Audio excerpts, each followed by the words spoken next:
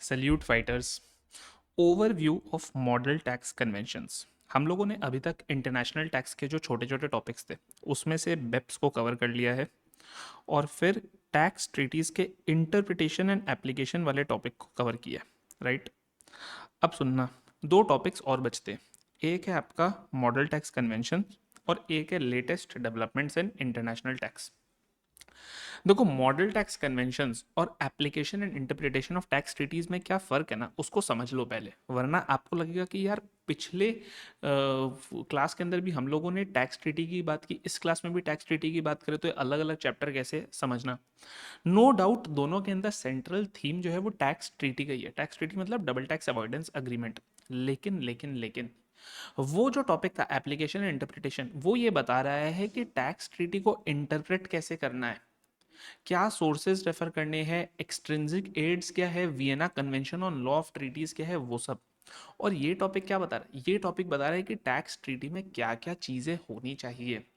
और वो जो चीज़ें होनी चाहिए, वैसे तो बोला गया कि भैया दो कंट्रीज आपस में अपनी ट्रीटी बना रहे हैं, whatever the way they want to draft, उनको उनकी जैसी मर्जी वो जैसे ड्राफ्ट करना चाहे वो करे।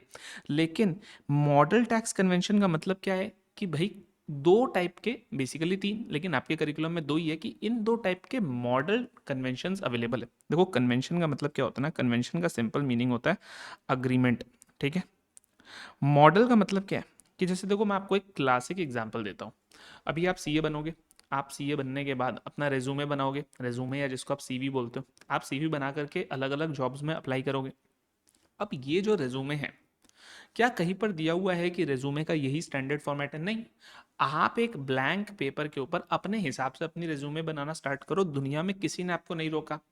लेकिन कोई क्या करता है, 90% लोग क्या करते हैं, ऑनलाइन जाते हैं और जो मॉडल टेम्पलेट्स अवेलेबल होते हैं, मानो आप कैनवा पे गए, आपने कैनवा पे देखा कि नहीं ढेर सारे रेज्यूमे के टेम्पलेट्स अवेलेबल है, तो वो क्या हो गए, वो हो गए मॉडल टेम्पलेट्स अवेलेबल, और आपने उनको रेफर कर लिया।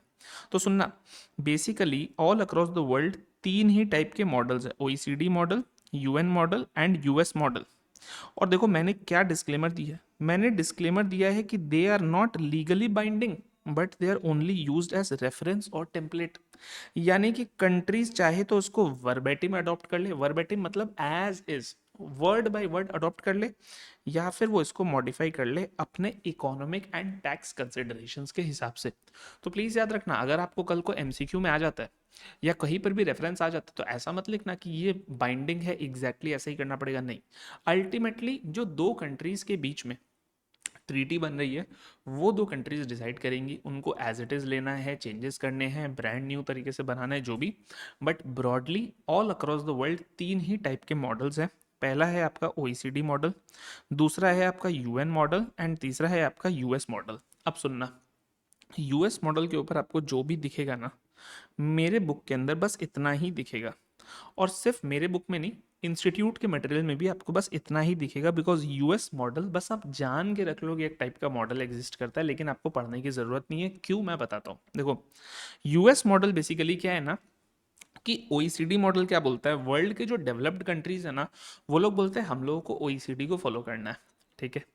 जो वर्ल्ड के डेवलपिंग कंट्रीज है, वो बोलते हैं कि नहीं हम यूएन मॉडल फॉलो करेंगे। क्यों, उन सब के भी लॉजिक्स बताऊंगा। लेकिन यूएस जो है ना, यूएस का अपना एटीट्यूड अलग है। यूएस अपने आप को रॉयल्टी समझता है। तो यूएस बोलता है कि यार ओईसीडी मॉडल हटाओ, यूएन मॉडल हटाओ। अगर यूनाइटेड स्टेट्स ऑफ अमेरिका किसी भी और कंट्री के संग ट्रीटी में एंटर करेगा, तो हमारा तो एक अलग ही टेम्पलेट बनाया हुआ है। तो इसीलिए ये आपके सीए करिकुलम के अंदर नहीं है, बिकॉज आप ऑब्जेक्टिव समझो यार, यूएस स्पेसिफिक है यूएस मॉडल। हमें जो सीखना है वो है international tax at large in general. तो उसके लिए बस हमारे करिकुलम में ये दोनों है, लेकिन ये दोनों भी जो है 100% नहीं है हमारे करिकुलम में। सिर्फ और सिर्फ जो इम्पॉर्टेंट आर्टिकल्स हैं उन्हीं को हमारे करिकुलम में डाला गया, बाकी सबको नहीं डाला गया। अब सुनना गौर से मेरी बात, ये मैंने आपको बता दिया कि it is use by United states in its bilateral treaty negotiations. OECD model मैंने आपको पहले भी बताया कि इसको कौन फेवर करता है दोस्त, ये जनरली डेवलप्ड नेशंस इसको फेवर करते हैं, ओईसीडी मॉडल को। और ओईसीडी मॉडल के अंदर हम लोगों ने पहले भी डिस्कस किया हुआ है, रेसिडेंस प्रिंसिपल को प्राइमरी प्रिंसिपल माना जाता है। मतलब क्या, ट्रीटी का ऑब्जेक्टिव क्या है, जब हम लोगों ने application and interpretation of tax treaties पढ़ा था, मैंने वहां पर भी बोला था ट्रीटी का ऑब्जेक्टिव क्या होता है, 5-6 नीड्स होते हैं। एक होता है आपका डबल टैक्सेशन अवॉइड करना, एक होता है आपका एक्सचेंज ऑफ इंफॉर्मेशन करना, एक होता है टैक्सिंग राइट्स को डिस्ट्रीब्यूट करना। तो ये जो टैक्सिंग राइट्स को डिस्ट्रीब्यूट करना है, इसका मतलब क्या हुआ कि दोनों देश आपस में बैठ करके ये बोल रहे हैं कि किसी चीज के ऊपर आप टैक्स ले लो, मैं टैक्स छोड़ देता हूँ, किसी चीज के ऊपर मैं टैक्स ले लूंगा, आप टैक्स छोड़ देना। तो ये प्रिंसिपल कि कौन किस चीज के ऊपर टैक्स लेगा और छोड़ेगा, उसी को बेस बना करके ओईसीडी और यूएन के अंदर डिफरेंस ऑफ ओपिनियन है। ओईसीडी क्या बोलती है, ओईसीडी मॉडल बोलती है कि देखो जो रेसिडेंस वाली कंट्री है ना, उसको टैक्स लेना चाहिए, सोर्स वालों को छोड़ देना चाहिए। और यूएन मॉडल पता है क्या बोलती है, यूएन मॉडल बोलती है कि देखो भैया, हमें तो डेवलपिंग नेशंस के बारे में सोचना है, तो हम लोग सोर्स प्रिंसिपल को इंपॉर्टेंस देंगे। तो यूएन वाले बोलते हैं कि नहीं, सोर्स प्रिंसिपल, सोर्स स्टेट के पास पहला हक होना चाहिए टैक्स करने का, रेजिडेंस वाले के पास तो दूसरा हक है। अब लॉजिक क्या है इसके पीछे, तो समझना। लॉजिक देखो बहुत स्ट्रेट फॉरवर्ड है। ओईसीडी के अंदर ना लार्जली आपके यूरोपियन कंट्रीज है, ठीक है। अराउंड 40 कंट्रीज ओईसीडी के मेंबर्स हैं, पूरा का पूरा यूरोप ओईसीडी का मेंबर है, ठीक है। अब यूरोप जो है आपको भी पता है डेवलप्ड है, यानी कि मोर मोर और लेस यूरोप के सारे ही जितने भी नेशंस हैं वो अच्छे सॉलिड इकोनॉमी है उनकी। अब होता है क्या, देखो ये डेवलप्ड कंट्रीज वाले जो टैक्स अथॉरिटीज है ना, इनका थॉट प्रोसेस बहुत सिंपल है और बहुत स्ट्रेट फॉरवर्ड है। इन द सेंस कि देखो हर हर इंसान जो है वो अपने ही हित के बारे में सोचता है, सबको अपना ही फायदा करना रहता है। तो देखो जितने आपके वर्ल्ड के अंदर मल्टीनेशनल एंटरप्राइजेस है, ठीक है, क्योंकि आप एक चीज समझना यार, जो इनकम टैक्स होता है ना, इनकम टैक्स ब्रॉडली दो ही टाइप के लोगों से लिया जाता है। एक तो इंडिविजुअल से और बाकी आपके कॉरपोरेशन से। व्हेन आई से corporation I include company plus LLP, ठीक है। बाकी ये ट्रस्ट वस्ट ये सब बहुत मिनिस्क्यूल है ही नहीं ज़्यादा कुछ, ठीक है।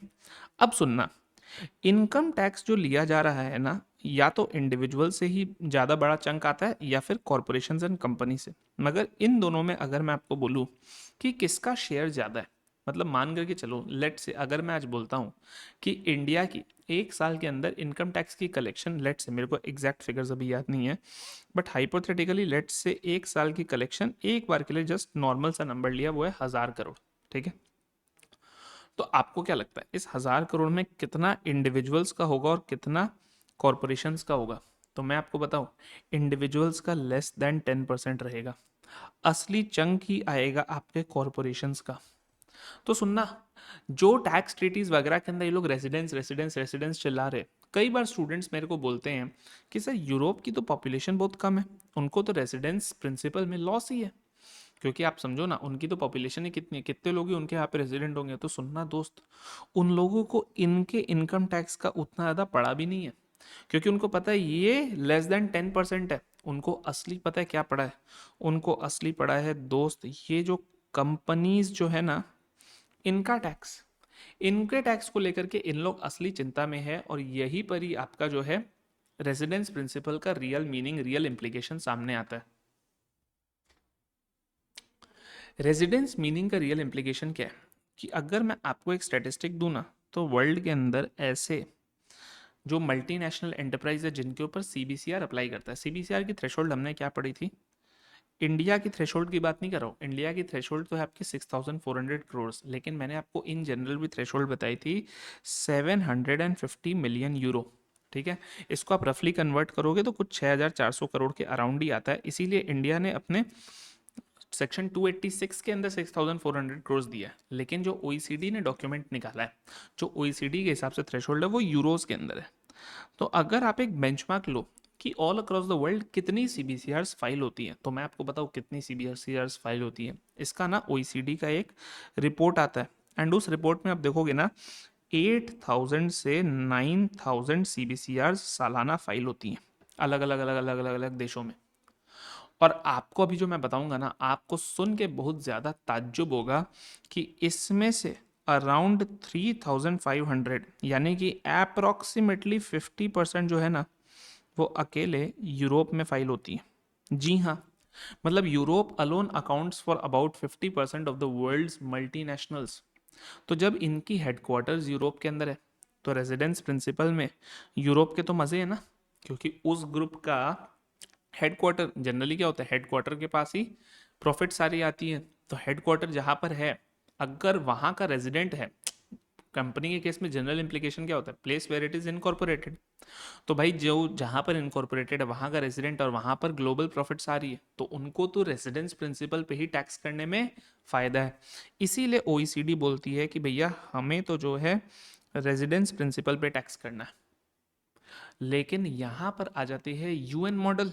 और यूएन मॉडल क्या बोलती है, यूएन मॉडल बोलती है कि भैया ये जो मल्टीनेशनल्स है, ये मल्टीनेशनल्स को जो मैन्युफैक्चरिंग करने के लिए चीप लेबर चाहिए वो कहाँ से मिल रहा है? सर वो मिल रहा है डेवलपिंग कंट्रीज से। मानो अफ्रीका हो गया, चाइना हो गया, इंडिया हो गया, वियतनाम हो गया, so on and so fourth. जितने साउथ ईस्ट एशिया के कंट्रीज हैं, थाईलैंड, इंडोनेशिया, ताइवान। तो बोला यार आप आते हो यहाँ पर, यहाँ के रिसोर्सेज यूज़ करते हो, नेचुरल रिसोर्सेज बोलो, ह्यूमन रिसोर्सेज बोलो, यहाँ का ही आप स्किल यूज़ करते हो, सब चीज़ करते हो। तो यूएन बोलता है कि बॉस रेजिडेंस प्रिंसिपल में तो आपकी चालाकी छुपी है, क्योंकि आपके तो सारे प्रॉफिट्स ऊपर चले जाएंगे, आप ही को हक मिलेगा, हमें तो कुछ नहीं मिलेगा। लेकिन आप प्रॉफिट्स क्यों कमा पाए? क्योंकि चीप लेबर हमारे देश ने दिया। आप प्रॉफिट्स क्यों कमा पाए? क्योंकि सारे के सारे स्किल्स, सारा लैंड एरिया, ये सब सब हमने आपको दिया फ्री में। तो बोला यार इसलिए सोर्स प्रिंसिपल से डेवलपिंग कंट्रीज का जो है घर चलेगा, डेवलपिंग कंट्रीज का जो है टैक्स का कलेक्शन होगा।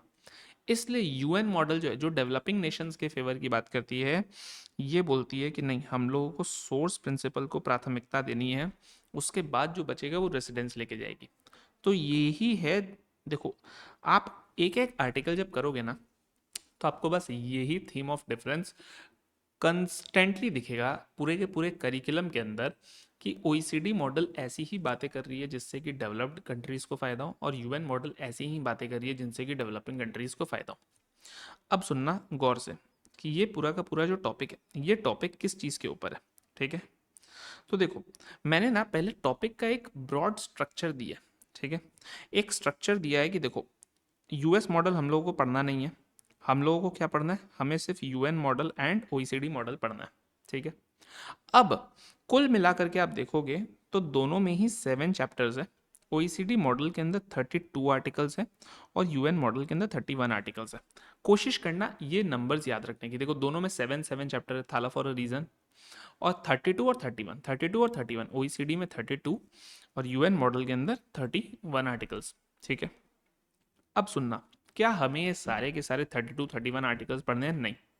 इंपॉर्टेंट आर्टिकल्स पढ़ने हैं जो इंस्टीट्यूट ने अपने मैट में दिया, और उनको मैंने कोशिश किया है 6 से 7 पेज में एकदम समरी, पूरा का पूरा समरी बना करके टैब्यूलर फॉर्म के अंदर आपके सामने लाने का, ताकि आपको ज़्यादा एफर्ट ना लगे। तो देखना, देखो 5 जो चैप्टर्स है ना, 7 चैप्टर्स में से 5 चैप्टर्स ही इंपॉर्टेंट है, उन्हीं को हम लोग पढ़ेंगे, और उसमें से भी रेलिवेंट आर्टिकल्स पढ़ेंगे। जैसे देखो चैप्टर 1 क्या है, स्कोप, की अग्रीमेंट के अंदर क्या क्या कवर्ड है। स्कोप का मतलब क्या होता है, जैसे हम लोग, आप में से जिन लोगों ने कंसल्टिंग फर्म में अगर आर्टिकलशिप की है या कंसल्टिंग फर्म का आइडिया है, तो हम लोग क्या करते हैं, हम लोग पहले एंगेजमेंट स्टार्ट होने के पहले एक स्कोप ऑफ वर्क डिसाइड कर लेते हैं एंगेजमेंट लेटर में। तो स्कोप ऑफ वर्क मतलब क्या, कि हम काम में क्या क्या करके देंगे। तो वैसे ही ना, ट्रीटी का भी एक स्कोप होता है कि इस ट्रीटी के अंदर किन किन लोगों को कवर किया जाएगा और किन किन टैक्सेस को कवर किया जाएगा। क्यों स्कोप डिफाइन करना ज़रूरी है? ताकि ये पता हो कि इस ट्रीटी को किस मैटर्स के अंदर रेफर करना है और किन मैटर्स में रेफर नहीं करना है। To give you a simple example, हम लोग अभी डिटेल में कवर करेंगे, but to give you a simple example, जैसे टैक्सेस के अंदर लार्जली हर ट्रीटी के अंदर दिया रहता है कि हम लोग सिर्फ इनकम टैक्स और कैपिटल गेन्स को ही कवर करेंगे। तो मानो इंडिया और जापान की ट्रीटी है, और जापान के किसी कॉरपोरेशन के ऊपर इंडिया के अंदर जीएसटी का केस चल रहा है, तो क्या जापान और इंडिया की ट्रीटी देखी जाएगी? नहीं। जीएसटी जो है वो इनकम टैक्स नहीं होता। GST is an indirect tax. GST हमारे ट्रीटी में कवर्ड नहीं है। तो क्योंकि जीएसटी कवर्ड नहीं है, इसलिए अब उस जापानीज कॉरपोरेशन को अगर इंडिया के अंदर जीएसटी की कोई भी तकलीफ है, आपको ट्रीटी देख के कोई फायदा नहीं, क्योंकि आपको कोई रिलीफ नहीं मिलेगा ट्रीटी से। तो फर्स्ट क्या है, स्कोप। स्कोप के अंदर 2 आर्टिकल्स हमने पढ़े, आर्टिकल 1, आर्टिकल 2। आर्टिकल 1 क्या बोलता है, किन किन पर्सनस को हमने कवर किया। आर्टिकल 2 क्या बोलता है, किन किन टैक्सेस को हमने कवर किया। आपके दिमाग में एक नेचुरल सीड ऑफ डाउट आ रहा होगा कि सर हमें क्या ये आर्टिकल नंबर्स याद रखने हैं? बिल्कुल आपको याद रखने हैं। ज़्यादा आर्टिकल्स नहीं है, कुल मिलाकर के 10-12 आर्टिकल्स हैं, तो प्लीज़ याद रखने की कोशिश करना। उसमें भी लॉजिक्स आ जाएगा कि यार सबसे पहले तो स्कोप ही आएगा, तो 1 और 2 क्या हुआ, पर्सन्स एंड टैक्सेस। अब स्कोप के बाद हम लोग का डेफिनेशंस आता है, तो डेफिनेशंस के अंदर 3 आर्टिकल्स है। उसके अंदर जो आर्टिकल 4 और आर्टिकल 5 है ये इंपॉर्टेंट है। देखो 3 ना बस दिमाग में रख लेना, जनरल डेफिनेशंस, बाकी इसके अंदर कुछ है नहीं पढ़ने का, कि जनरल डेफिनेशंस।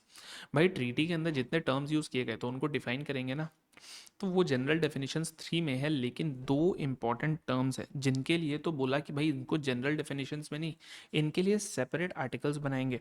आर्टिकल 4 इसके पास में प्लीज़ स्टार लगा लो, ये इंपॉर्टेंट है, इसके ऊपर हम लोग अच्छा टाइम स्पेंड करेंगे। एंड आर्टिकल 5 इसके पास में 2 बार स्टार लगा दो, परमानेंट एस्टैब्लिशमेंट, ये और भी इंपॉर्टेंट है, इसके ऊपर और भी थोड़ा सा टाइम स्पेंड करेंगे। दोनों से ही आपके क्वेश्चंस पूछे भी जा चुके हैं, एमसीक्यूज भी बन सकते हैं, स्पेशली परमानेंट एस्टैब्लिशमेंट वाले आर्टिकल से। तो क्या है, अभी के लिए देखो ये सब कुछ भी मत पढ़ो, ये सब कुछ भी मत पढ़ो। मेरे को आपको स्ट्रक्चर जो मैंने शुरू में दिया है ना, उसका मेरा सिर्फ एक ही ऑब्जेक्टिव है, स्ट्रक्चर देने का। स्ट्रक्चर देने का ये ऑब्जेक्टिव है कि आप आर्टिकल्स से जो है ना कंफर्टेबल हो जाओ। फिर उसके बाद हम लोग जब डिटेल में पढ़ेंगे ना, तब मैंने एंड में एक समरी दिया है, वहाँ से आपको पूरा पूरा पता चल जाएगा। यहाँ पर इन दोनों के कॉलम्स देने का मतलब क्या था, कि आपको पता चले कि कौन से वो 32 यहाँ पर है और 31 यहाँ पर है, मतलब कोई एक होगा यहाँ पर जो एक्स्ट्रा होगा, या मे भी कुछ ऐसा हो सकता है जो यहाँ पर भी एक्स्ट्रा हो, तो यहाँ पर 2 या 3 एक्स्ट्रा होंगे, वट, तो उसका आपको एक आइडिया लगे कि हाँ कौन सा दोनों तरफ है। ठीक है, अब सुनना, अब चैप्टर 3 क्या बोलता है। चैप्टर 3 में अब रियल चीज़ आता है कि भाई अब टैक्सिंग राइट्स डिस्ट्रीब्यूट हो रहे हैं, तो हर एक एक टाइप का इनकम ले लो और उनके राइट्स को डिस्ट्रीब्यूट कर दो। तो आर्टिकल 7 बोलती है पीजीबीपी के राइट्स को डिस्ट्रीब्यूट करने का। आर्टिकल 11 बोलती है इंटरेस्ट का। आर्टिकल 12 बोलती है रॉयल्टीज़ का। 12A FTS. अब सुनना, 12A जो है ना वो यहाँ पर नहीं है ओईसीडी में, यानी कि वो सिर्फ और सिर्फ यूएन में। 12A और 12B क्या है, 12A 12B सब कुछ आगे कवर कराऊंगा, मैंने दिया है डिटेल में, घबराओ मत। 13 क्या बोलती है, कैपिटल गेंस। 14 क्या, इंडिपेंडेंट पर्सनल सर्विसेज। और 15 से 21 के अंदर कुछ कुछ छोटे छोटे चीज़ है, जिसमें आर्टिकल 21 जो है ना वो डायरेक्टली आपका अदर इनकम का बात करती है। ठीक है, तो हम लोगों ने चैप्टर 3 में क्या देखा, अलग अलग इनकम्स के टैक्सिंग राइट्स को एलोकेट करके डिस्ट्रीब्यूट किया गया। ओके, अब आपका जो नेक्स्ट चैप्टर आता है वो कौन सा आ जाता है, यहाँ पर देखो एक क्लबिंग है एक बार में, चैप्टर 4 से 7। लेकिन रियलिटी में आप देखोगे ना, तो चैप्टर 4 जो है ना वो रिलीफ की बात करता है। उसके अंदर आर्टिकल 23 इंपॉर्टेंट है कि एलिमिनेशन ऑफ डबल टैक्सेशन कैसे होता है, और आर्टिकल 25 म्यूचुअल अग्रीमेंट प्रोसीजर कैसे होता है।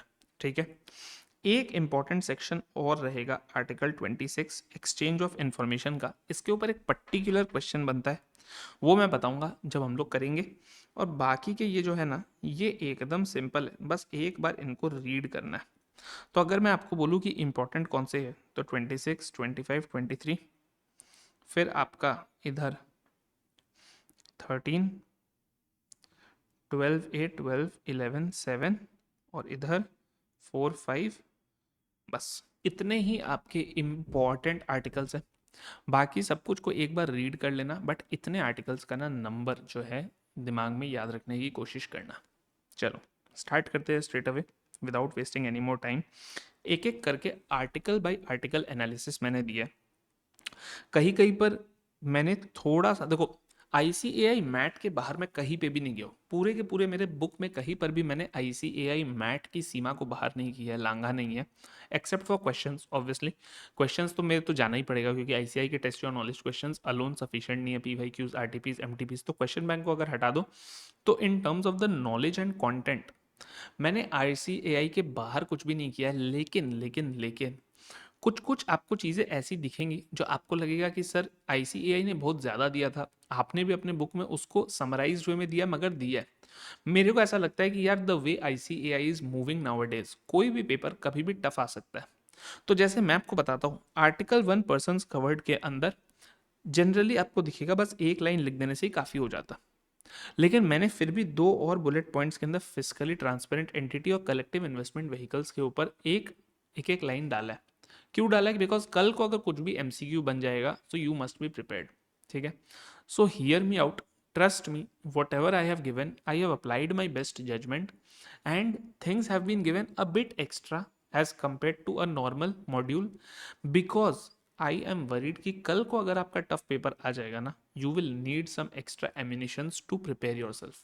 ठीक है, तो देखो पर्सन्स कवर्ड क्या, जनरली बोला जाता है कि कोई भी दो ट्रीटी के अंदर किन लोगों को कवर किया जाएगा, तो बोला जो either of the two states का रेजिडेंट हो। और सुनना, ट्रीटी के अंदर जब कभी भी आप कंट्री वर्ड नहीं यूज करोगे, आप पता है क्या वर्ड यूज करोगे, अभी से अपने दिमाग में एकदम बिठा लो, हम लोगों को वर्ड यूज करना है सी एस। सी एस मतलब क्या, कॉन्ट्रैक्टिंग स्टेट्स। सुनना, कन्वेंशन है ये, double tax convention, double tax avoidance agreement बोल लो या मॉडल टैक्स कन्वेंशन बोल लो, यानी कि अग्रीमेंट है। अग्रीमेंट का ही दूसरा नाम क्या होता है, कॉन्ट्रैक्ट। तो जो दो पार्टी आ रही है उनको हम लोग नॉर्मल में क्या बोलते हैं, कॉन्ट्रैक्टिंग पार्टीज। लेकिन ये जो दो पार्टीज आ रही है ये क्या है, ये तो भैया कंट्रीज है ना। तो कंट्रीज को पता है लीगल वे में क्या बोला जाता है, स्टेट्स। स्टेट्स बोला जाता है। इसके भी पीछे का ना लॉजिक आज आपको बता देता हूँ। बहुत लोगों के दिमाग में रहता है कि स्टेट्स क्यों है। अब दिमाग में रखने का दो तरीका है, या तो आप ये बोल लो कि जैसे देखो इंडिया के लिए छोटे छोटे स्टेट्स है, महाराष्ट्र, मध्य प्रदेश, गुजरात, तमिलनाडु, केरला। तो वैसे ही वर्ल्ड के लिए जो कंट्रीज है वो क्या है, छोटे छोटे स्टेट्स है। मगर वो टेक्निकल तरीका नहीं है, ये याद करने के लिए अच्छा है लेकिन टेक्निकल तरीका नहीं है। क्यों स्टेट्स वर्ड यूज किया जाता है एंड कंट्रीज वर्ड नहीं यूज किया जाता है, वो मैं आपको बताता हूँ। कि कंट्री जो है ना, बहुत सारे ऐसे प्लेसेस है ना on our earth which are technically not countries but they have autonomy। Example दो ना, तो एग्जाम्पल देता हूँ, जैसे हांगकांग। ठीक है, Hong Kong is not a country. Hong Kong अगर आप बोलोगे किस कंट्री का पार्ट है, तो हांगकांग चाइना का पार्ट है। लेकिन मैं आपको बताऊं, हांगकांग के पास लिमिटेड ऑटोनॉमी है, पार्शियल ऑटोनॉमी है। मतलब क्या, मतलब कुछ चीज़ों के अंदर वो चाइना से गवर्न होता है, लेकिन बाकी कुछ चीज़ों के अंदर हांगकांग जो है खुद के निर्णय खुद बनाता है। यानी कि पूरे चाइना के अंदर एक कानून चल रहा है, हांगकांग के अंदर आप देखोगे एक अलग सेट ऑफ कानून चल रहा है।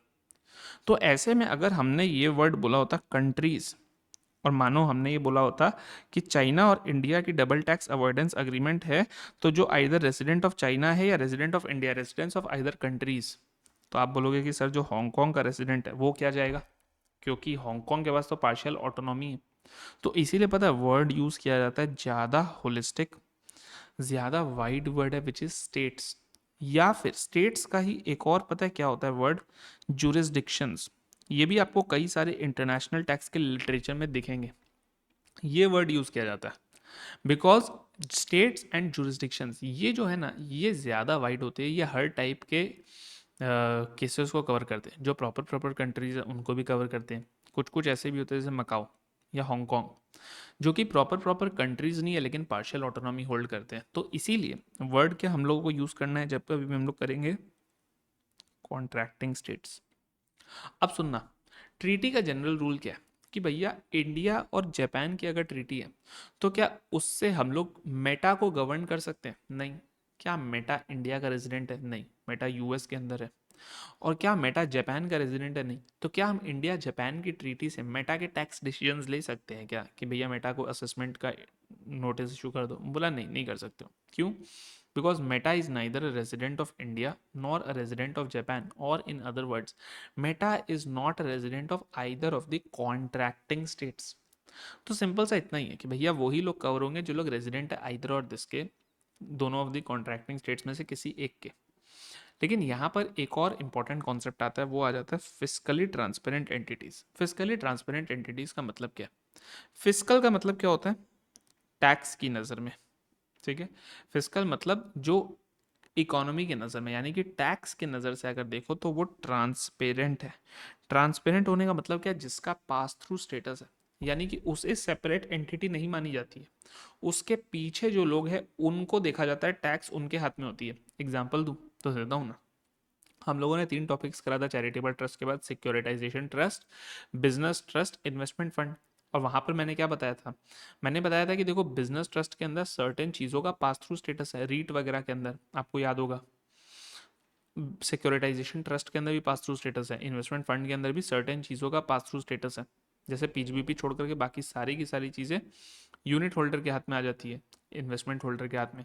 तो अब ये क्या है, ये सारी चीज़ें क्या है, ये सारी जो चीज़ें हैं ये ट्रांसपेरेंट बना देती है उस व्हीकल को। तो अब चीज़ है कि ऐसी ट्रांसपेरेंट व्हीकल्स का हम ट्रीटी में क्या करें, क्योंकि हो सकते हैं ना कि वो किसी स्टेट की रेजिडेंट ना हो। तो बोला गया कि भैया अगर आपका इनकम ड्राइव हो रहा है थ्रू अ फिजिकली ट्रांसपेरेंट एंटिटी, तब उसे कॉन्ट्रैक्टिंग स्टेट का इनकम माना जाता है जिस कॉन्ट्रैक्टिंग स्टेट के डोमेस्टिक लॉज में उसे रेजिडेंट माना गया हो और उसमें टैक्स किया गया हो। यानी कि मानो मानो मानो मानो मानो इंडिया के अंदर एक बिजनेस ट्रस्ट है और यूनिट होल्डर कहाँ बैठा है, यूनिट होल्डर बैठा है मानो कनाडा में। तो अब इंडिया कनाडा की DTAA के अंदर देखा जाएगा कि भैया ये जो बिजनेस ट्रस्ट है, क्या इसे हम ये माने कि फिजिकली ट्रांसपेरेंट है कि नहीं है। तो बोला गया कि यार दोस्त फिजिकली ट्रांसपेरेंट है कि नहीं है, या फिर ये भी माने कि भैया ये ट्रीटी के अंदर कवर्ड है कि नहीं है। तो बोला गया कि यार क्या ये रेजिडेंट है। बोला अरे सर ये तो फिजिकली ट्रांसपेरेंट एंटिटी है। तो बोला क्या हाँ ठीक है फाइन, ये क्या किसी भी कंट्री का रेजिडेंट है, अगर रेजिडेंट बनता है तो ही हमारे एग्रीमेंट में आएगा, अगर रेजिडेंट नहीं बनता है। और रेजिडेंट आप कैसे चेक करोगे, तो रेजिडेंट बोला गया अपने अपने डोमेस्टिक लॉज से चेक करिए। रेसिडेंस चेक करने के लिए ट्रीटी कोई मेथड नहीं बताता है। ट्रीटी बोलता है आप इंडिया के रेजिडेंट कैसे हो उसके लिए सेक्शन 6 में रेफर करो। आप दूसरे कंट्री के रेजिडेंस कैसे हो, रेजिडेंट कैसे हो, तो सेक्शन 6 का जो भी काउंटर पार्ट सेक्शन है उनके टैक्स लॉ में, उसके हिसाब से देखो कि आप रेजिडेंट बन रहे हो कि नहीं बन रहे हो। अगर बन रहे हो, फिजिकली ट्रांसपेरेंट हो, तो जिस कॉन्ट्रैक्टिंग स्टेट के आप रेजिडेंट बन रहे हो उस कॉन्ट्रैक्टिंग स्टेट का ही आपको माना जाएगा and therefore you will become a person covered by that treaty. Collective investment vehicles क्या होते हैं, कलेक्टिव इन्वेस्टमेंट व्हीकल्स होते हैं पूल्स। पूल्स मतलब क्या, जैसे म्यूचुअल फंड्स लोगों से कलेक्ट किया अब इन्वेस्ट कर रहे, हेज फंड्स लोगों से कलेक्ट किया अब इन्वेस्ट कर रहे। तो बोला इनका क्या होगा, तो बोला गया कि भैया ये जो कॉन्सेप्ट है ना, इनको सिर्फ यूनाइटेड नेशंस मॉडल कन्वेंशन में रिकॉग्नाइज किया, यानी कि OECD मॉडल कन्वेंशन इनको अलग से अपने पर्सनस कवर्ड के अंदर रिकॉग्नाइज नहीं करती है।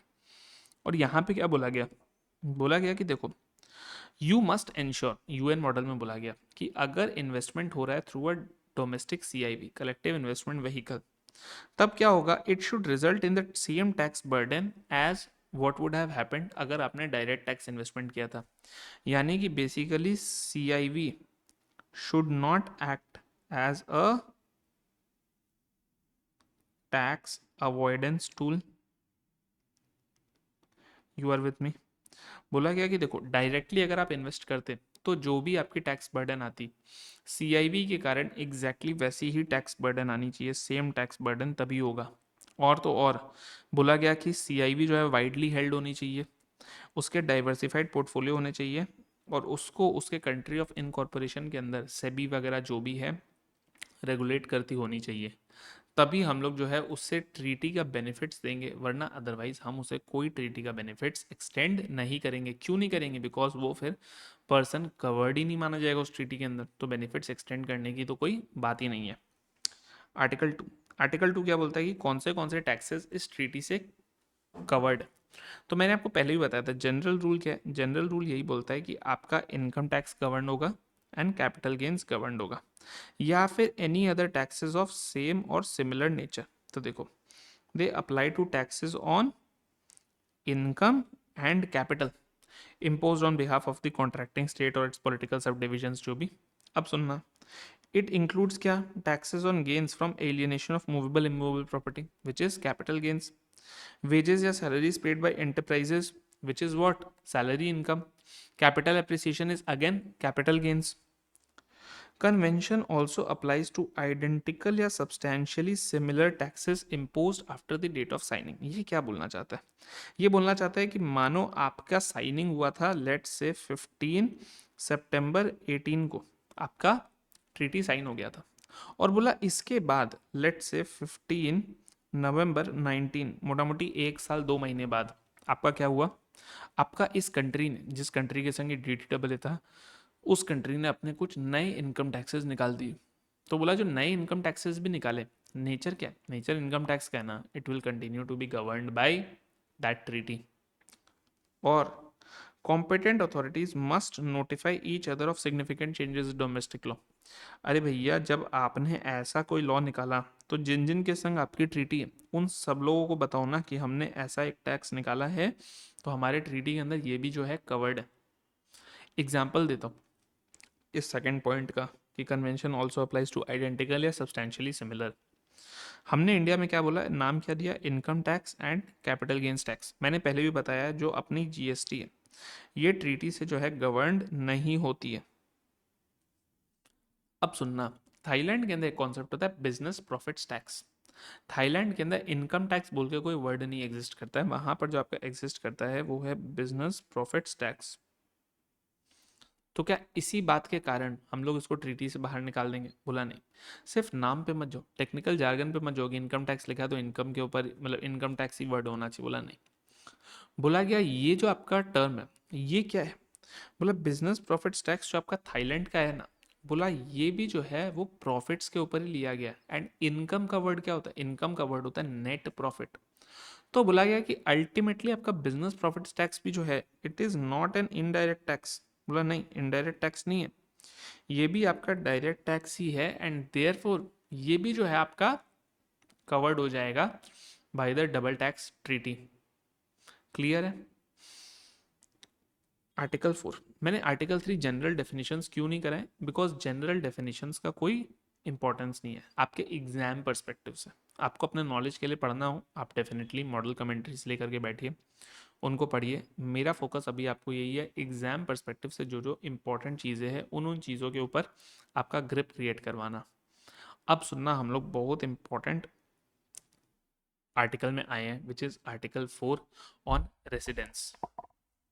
आर्टिकल 4 में इंपॉर्टेंट क्या, रेसिडेंस की बात हो रही है, लेकिन यहाँ पर क्या ये बताया जा रहा है कि कब किसे रेसिडेंट माना जाएगा? बोला नो नो नो। रेसिडेंस आप चेक करो आपके डोमेस्टिक लॉ से। मानो इंडिया और कनाडा की ट्रीटी है तो किसे इंडिया का रेसिडेंट माना जाएगा? बिकॉज क्या बोला गया आर्टिकल 1 में, पर्सन्स कवर्ड में क्या बोला गया, इंडिया कनाडा की ट्रीटी में जो या तो इंडिया का रेसिडेंट है या कनाडा का रेसिडेंट है वो कवर्ड है। तो भाई ये रेसिडेंट कैसे मानोगे? तो बोला उसके लिए तो आप अपना अपना डोमेस्टिक लॉ देखो, कोई इंडिया का रेसिडेंट कैसे बनेगा सेक्शन 6 से, कनाडा का रेसिडेंट कैसे बनेगा जो भी उनके डोमेस्टिक लॉ के अंदर सेक्शन है उससे। लेकिन बोला गया कि भैया अगर दोनों के ही रेसिडेंट बन गए तब क्या करोगे? हो ही सकता है ना। Let's take an example, India के अंदर रेसिडेंट बनने के लिए आपको 182 डेज का इंडिया में स्टे करना पड़ेगा। साल में होते हैं आपके 365 डेज, तो बचे कितने? बचे 183 डेज। मानो कोई पर्सन रिमेनिंग 183 डेज जो था लेट्स से कनाडा में था, तो अब ये क्या हो गया, ये बन गया दोनों का। लेट्स से ना कि कनाडा का भी रूल रेसिडेंस का यही होगा, एक बार के लिए मान लेते हैं सिंपल, तो वो तो दोनों का हो गया। तो बोला ऐसे केस में क्या करेंगे? तो ऐसे केस में आता है आपका टाई ब्रेकर रूल, और टाई ब्रेकर रूल के ऊपर ही ना आपका क्वेश्चन बन सकता है। ठीक है, तो सुनना प्लीज, ये इंपॉर्टेंट है। टाई ब्रेकर रूल ही है बस जो आर्टिकल 4 के अंदर इंपॉर्टेंट है। इंडिविजुअल्स के केस में देखो टाई ब्रेकर कैसे होता है। तो बोला गया 5 स्टेप्स है, लेकिन इंपॉर्टेंट क्या है, these must be done in their sequence.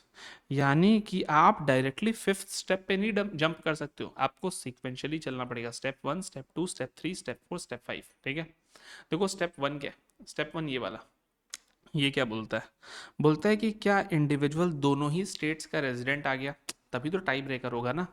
अगर किसी एक का ही निकला तब तो प्रॉब्लम ही नहीं। बोला हाँ आ गया। तो अब देखो स्टेप 1 क्या, स्टेप 1 बोलता है कि अच्छा ठीक है रेसिडेंट तो वो दोनों का मिल गया, बन गया, लेकिन उसका परमानेंट घर कहाँ है, यानी कि उसका परमानेंट होम कहाँ है? तो बोला गया कि यार जहाँ कहीं पर भी उसका परमानेंट होम है, जिस भी कॉन्ट्रैक्टिंग स्टेट के अंदर, वहाँ का वो रेसिडेंट मान लिया जाएगा।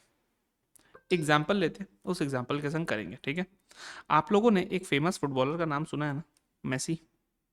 ठीक है, अब सुनना, मेसी ओरिजिनली कहाँ से है? तो मेसी ओरिजिनली तो है आपका अर्जेंटीना से, लेकिन आजकल मेसी कहाँ पर है?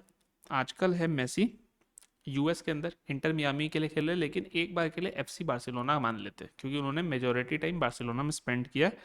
तो वो क्या है, वो ऐसे तो है अर्जेंटीना के, लेकिन क्लब लेवल फुटबॉल उन्होंने खेला है स्पेन के अंदर, बार्सिलोना बोल के एक क्लब है उसके लिए।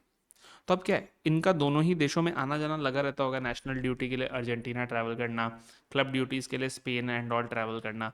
तो अब सुनना मेरी बात, मानो इनका दोनों ही कंट्री के अंदर रेसिडेंस प्रूव हो गया, तो अब ये क्या करेंगे, तो अब इनका आएगा tie breaker rule. Step one क्या बोलता है? स्टेप वन बोलता है कि कोई बात नहीं, रेजिडेंट दोनों कंट्रीज के अंदर है ना, मगर मेसी का परमानेंट होम कहाँ पर है? तो अर्जेंटीना वालों ने बोला कि यार मेसी का परमानेंट होम तो अर्जेंटीना में है। बोला कि यार परमानेंट होम अर्जेंटीना में है क्यों? क्योंकि मम्मी पापा भी यहाँ पर रहते हैं, एक पूरा बकायदा एक बंगलो बनाया हुआ है। स्पेन वालों ने बोला कि अरे अरे सुनो, मेसी का परमानेंट होम स्पेन में भी है, क्योंकि यार मेसी तो इतना रिच है, उसके तो घर बड़े बड़े बंगलो अलग अलग देशों में भी होंगे। क्या पता उनकी कोई प्रॉपर्टी इंडिया में भी होगी, क्या पता उनकी कोई प्रॉपर्टी अमेरिका में भी होगी, दुबई में भी होगी। तो बोला यार ये तो दोनों ही स्टेट के अंदर परमानेंट होम आ गए, अब क्या करें? तो जब दोनों में ही परमानेंट होम निकल गया तो आप नेक्स्ट स्टेप में आओगे। अब नेक्स्ट स्टेप में आके देखो क्या होता है, स्टेप नंबर 2। यानी कि मानो परमानेंट होम अगर निकल जाता अर्जेंटीना में, तब एंड ऑफ द रोड, खत्म, फिर और कुछ देखना नहीं है।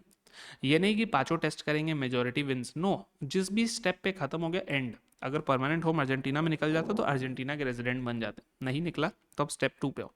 स्टेप 2 देखो क्या बोलता है। स्टेप 2 बोलता है इनका सेंटर ऑफ वाइटल इंटरेस्ट क्या है। यानी कि जो भी जगह है जहां पर दोनों देश में से कहां पर इनका इंटरेस्ट ज्यादा है। और इंटरेस्ट मतलब क्या? तो बोला गया इंटरेस्ट आपको दो पैरामीटर से देखना है, एक पर्सनल रिलेशंस और एक इकोनॉमिक रिलेशंस। मतलब इनका दिल कहाँ ज्यादा लगता है। तो देखो अर्जेंटीना वाले ने क्या बोला, अर्जेंटीना वाले ने बोला कि जो मेसी के मम्मी पापा है ना, वो जो है वो अर्जेंटीना में रहते हैं। तो बोला इनके पर्सनल रिलेशंस यहाँ पर हो गए ना क्लोज, तो हम लोग अर्जेंटीना का रेसिडेंट मानेंगे। लेकिन उतने में स्पेन वाले ने बोला बस हो गया, कर दी छोटी बात। बोला यार इकोनॉमिक रिलेशंस भी तो देखने हैं। और बोला कि मेसी को एफसी बार्सिलोना से जितने पैसे मिलते हैं, मेसी स्पेन छोड़ के जाएगा ही नहीं, मेसी के लिए स्पेन ज़्यादा इंपॉर्टेंट है। तो अब क्या दोनों के बीच में खींचतान चल रही है। पर्सनल रिलेशंस के अंदर पता चला कि नहीं यार, क्लोज पर्सनल रिलेशंस तो अर्जेंटीना में, बिकॉज मेसी की जो फैमिली, मेसी की जो वाइफ भी है उसकी, उनकी भी फैमिली अर्जेंटीना में। तो बोला यार मेसी के मम्मी पापा और mother in law father in law सब कुछ तो अर्जेंटीना के अंदर ही है। लेकिन स्पेन वाले ने क्या बोला, स्पेन वाले ने बोला ठीक है माना पर्सनल रिलेशंस अर्जेंटीना में क्लोज है, लेकिन इकोनॉमिक रिलेशंस तो हमारे यहाँ क्लोज है। नेशनल ड्यूटी से कितने ही पैसे मिलते हैं, असली पैसा तो एफसी बार्सिलोना से मिल रहा है। तो चलो यहाँ पर भी हम डिटरमाइन नहीं कर पाए, आ जाएंगे नेक्स्ट स्टेप में। अब नेक्स्ट स्टेप क्या बोलता है? नेक्स्ट स्टेप बोलता है हैबिचुअल अबोर्ड। हैबिचुअल अबोर्ड मतलब क्या? हैबिचुअल अबोर्ड का मतलब है कि यार वो ज्यादा कहाँ रहते हैं। यानी कि लेट से मानो अर्जेंटीना के अंदर रेसिडेंट बनने का क्राइटेरिया क्या था? लेट से अर्जेंटीना में रेसिडेंट बनने का क्राइटेरिया है कि आपको साल में अगर आपने 120 डेज कहीं पर रह लिया, अर्जेंटीना में रह लिया, तो आप अर्जेंटीना के रेजिडेंट मान लिए जाओगे। एक बार के लिए सिंपल रखते हैं। और मानो कि आपका स्पेन के अंदर भी 120 डेज ही है, ठीक है। तो अब हुआ क्या? अब इन लोगों ने बोला कि हैबिचुअल अबोर्ड मतलब क्या, कि जो बचे कुछ दिन थे 120 तो हो गए, लेकिन जो बचे हुए दिन थे कितने, 365 में से 240 हटा दो तो कितने, 125। बोला ये 125 डेज में से ज्यादा दिन वो कहाँ रहे, हैबिचुअल अबोर्ड मतलब उनकी हैबिट कहाँ है रहने की। अब पता चला कि यार इस 125 में से भी ना 60 डेज वो स्पेन में थे और 60 डेज वो अर्जेंटीना में थे। रिमेनिंग 5 डेज वो कहाँ थे? रिमेनिंग 5 डेज वो इंडिया में थे, इंडिया के अंदर द गोट टूर कर रहे थे। तो बोला यार यहाँ पे भी टाई हो गया। मानो यहाँ पे पता चल जाता कि नहीं यार रिमेनिंग 125 में से 95 डेज तो वो अर्जेंटीना में थे, तो खत्म, मैटर वहीं पर खत्म कि हैबिचुअल तो वो यहाँ पे रह रहे। बट नहीं, यहाँ पर भी आपका पता चला कि या तो दोनों में ही नहीं है, यानी कि दोनों में सिर्फ 120 है, बाकी के 125 डेज ही किसी तीसरे कंट्री में, तब तो अलग बात है। लेकिन पता चला कि नहीं यार रिमेनिंग में से भी 60 और 60 टाई ब्रेक हो गया, तो टाई हो गया, तो अब उसको ब्रेक करना पड़ेगा। तो अब फिर से नेक्स्ट स्टेप पे जाएंगे, और वो है कि यार नेशनैलिटी कहाँ की है। नेशनैलिटी मतलब सिटीजनशिप।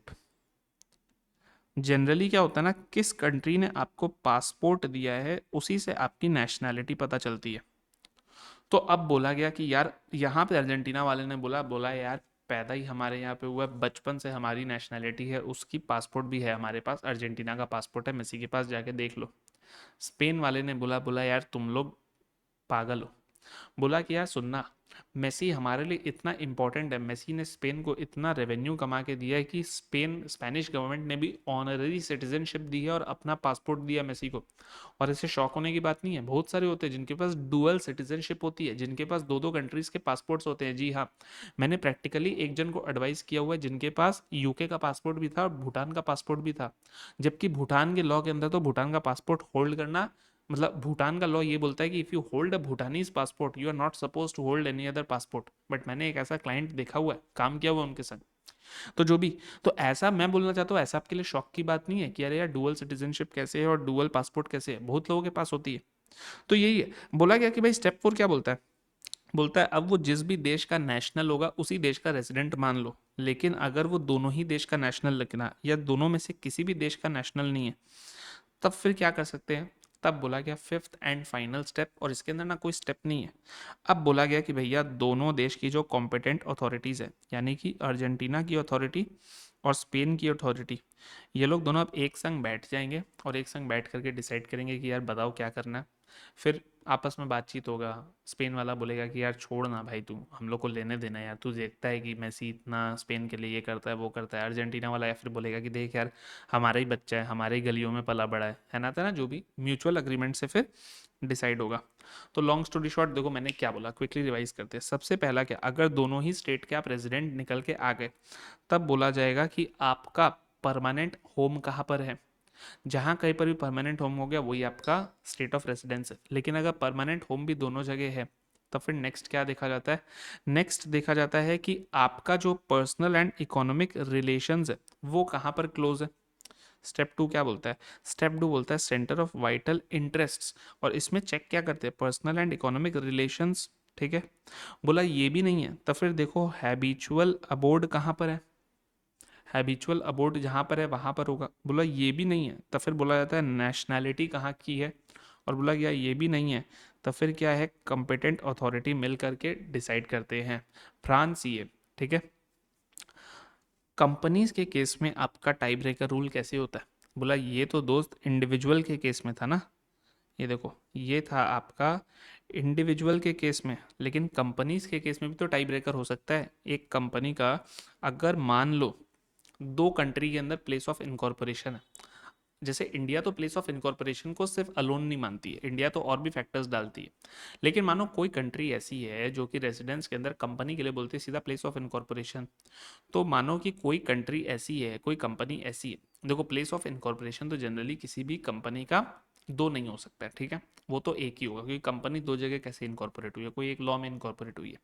लेकिन मानो एक कॉन्ट्रैक्टिंग स्टेट ऐसा है जो प्लेस ऑफ इनकॉर्पोरेशन को प्रधानता देता है, और दूसरा कॉन्ट्रैक्टिंग स्टेट ऐसा है जो कि पोयम को प्रधानता देता है, तो हो जाएगा ना।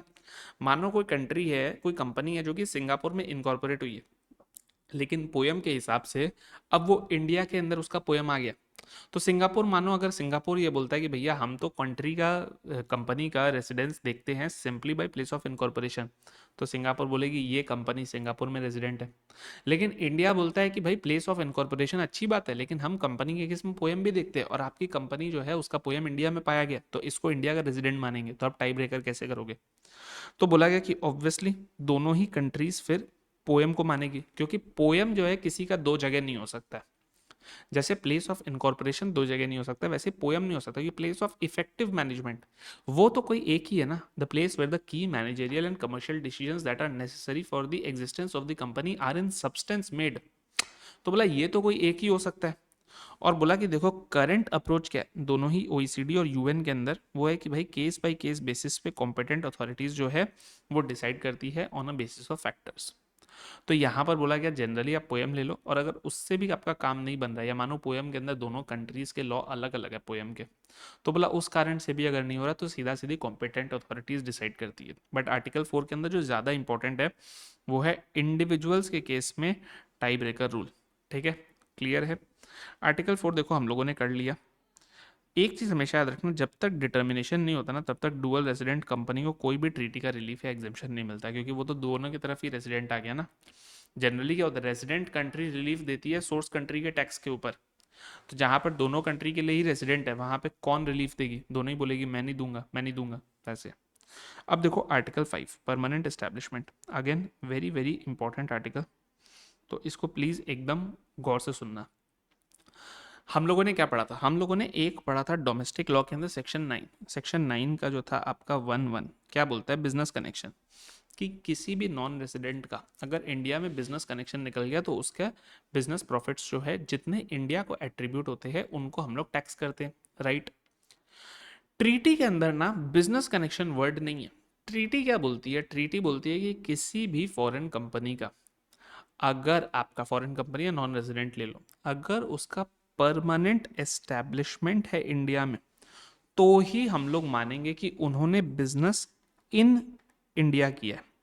मैंने आपको कॉन्सेप्ट कराया था ना, बिजनेस विथ इंडिया या business in India. Business with India करने में कोई टैक्स नहीं है, लेकिन बिजनेस इन इंडिया करोगे तो फिर यू विल हैव टू पे टैक्स। और इन का मीनिंग क्या था, तो उस समय मैंने इन का मीनिंग बताया था कि बिजनेस कनेक्शन है क्या इंडिया में, तो आपको माना जाएगा कि you are doing business in India. लेकिन ट्रीटी बोलती है कि नहीं, इनका मतलब बिजनेस कनेक्शन नहीं।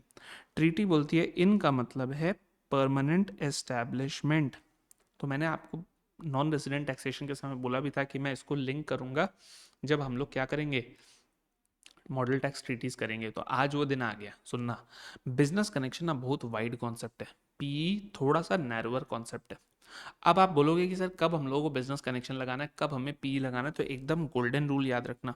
गोल्डन रूल क्या है, बोलता है अगर इंडिया की किसी भी कंट्री के संग ट्रीटी है तो वहां पर आप क्या करोगे, treaty prevails over the income tax act because treaty is generally more favourable, तो उस केस में हम लोग पीई का कॉन्सेप्ट देखेंगे। लेकिन अगर इंडिया की किसी कंट्री के संग कोई ट्रीटी नहीं है, तो उस कंट्री के अगर कोई कंपनी है और उसका हम लोग को देखना है बिजनेस विथ इंडिया की बिजनेस इन इंडिया है, तो वहां पर हम लोग क्या करेंगे, बिजनेस कनेक्शन का कॉन्सेप्ट लगाएंगे। This is the general funda that goes.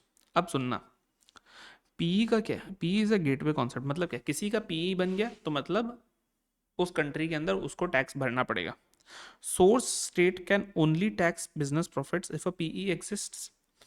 Indian equivalent क्या है, business connection, although it is a broader concept than PE. अब सुनना, पीई के लिए ना 5 क्यूमुलेटिव कंडीशंस जरूरी है, यानी कि एनी वन ऑफ द 5 नहीं, ये पांचों होंगे तो ही आपका बिजनेस कनेक्शन माना, परमानेंट एस्टेब्लिशमेंट माना जाएगा। बोला सबसे पहला क्या, कि there must be an enterprise carrying on a business. अरे भाई बिजनेस प्रॉफिट्स को एट्रीब्यूट करना है ना, तो बिजनेस तो कैरी ऑन करे वो एंटरप्राइज। फिर वो जो एंटरप्राइज है ना, उसका एक फिक्स्ड प्लेस है through which the business is being conducted. यानी कि मानो किसी का इंडिया में पीई है, तो मतलब वो जो भी ब्रांच है, ऑफिस है, लाइजन ऑफिस है, कंपनी है, सबसे जो भी है, it should be carrying on a business in India, number 1। And that business should be carried on through a fixed place, मतलब वो कहीं पर एक प्लेस लेकर के बिजनेस कर रहे हैं। तीसरा, ये प्लेस भले ही ओन्ड हो, रेंटेड हो, इससे फर्क नहीं पड़ता है, बट जो भी पर्सन है नॉन रेजिडेंट, उसके पास पावर है इस प्लेस को यूज करने की। ठीक है, ओन्ड हो रेंटेड हो कोई फर्क नहीं पड़ता, but they have the power to use this place. फिर it is established at a distinct place with a degree of permanence. लेकिन ऑल दो यहाँ पर ना कुछ कुछ जजमेंट्स ऐसे भी है कि इवन मानो कई बार क्या करते हैं, कुछ कुछ फॉरेनर्स इंडिया में आते हैं और वो होटल्स के अंदर रूम लेकर के वहीं से काम करते हैं, तो बोला गया उसको भी हम लोग डिग्री ऑफ परमानेंस मान लेंगे। तो ये क्या है, ये वाला पॉइंट एक सागर है, इसका इंटरप्रिटेशन करने के लिए आपको ढेर सारे केस लॉज वगैरह को इंटरप्रिटेशन सीखना पड़ेगा। That is for some other day, that discussion is for some other day. And fifth क्या है, फिफ्थ है कि जो आपका बिजनेस है ना, वो होली पार्शली इसी प्लेस से कैरी ऑन किया जा रहा है। अगर ये पांचों कंडीशंस मीट हो गए तो इस प्लेस को, ये जो प्लेस है ना आपका फिक्स्ड प्लेस, इसी को हम लोग बोलते हैं पीई। अब सुनना, पीई के अंदर क्या होता है, कोई भी प्लेस ऑफ मैनेजमेंट, कोई भी ब्रांच, कोई भी ऑफिस, कोई भी factory, mine, oil well, quarry, natural resources, anything can be a PE. लेकिन ओईसीडी और यूएन ना कुछ कुछ चीज़ों के अंदर डिफर करते हैं, वो डिफरेंस ही इंपॉर्टेंट है समझने का, कि भैया किस सिचुएशन के अंदर ओईसीडी मॉडल के अंदर आपका पीई बनेगा और किस सिचुएशन में नहीं बनेगा। अब सुनना एक बात, जनरल रूल क्या है ओईसीडी मॉडल में, कि रेसिडेंस वाली कंट्री के ऊपर ही टैक्स लो, सोर्स वाली कंट्री को कम से कम टैक्सिंग राइट्स दो। तो आप खुद से एक बार लॉजिक लगाओ, पढ़ो मत कि क्या दिया हुआ, खुद से एक बार लॉजिक लगाओ कि ओईसीडी मॉडल क्या चाहेगी। देखो, एक कोई नॉन रेजिडेंट है, ठीक है, जिसकी दूसरे देश के अंदर पीई है, ठीक है। अब सुनना, ये पी क्या है, ये तो ब्रांच है, यानी कि इसका अपना कोई सेपरेट लीगल एग्जिस्टेंस नहीं है, ये तो टैक्स के लिए हमने एक कॉन्सेप्ट बनाया ना।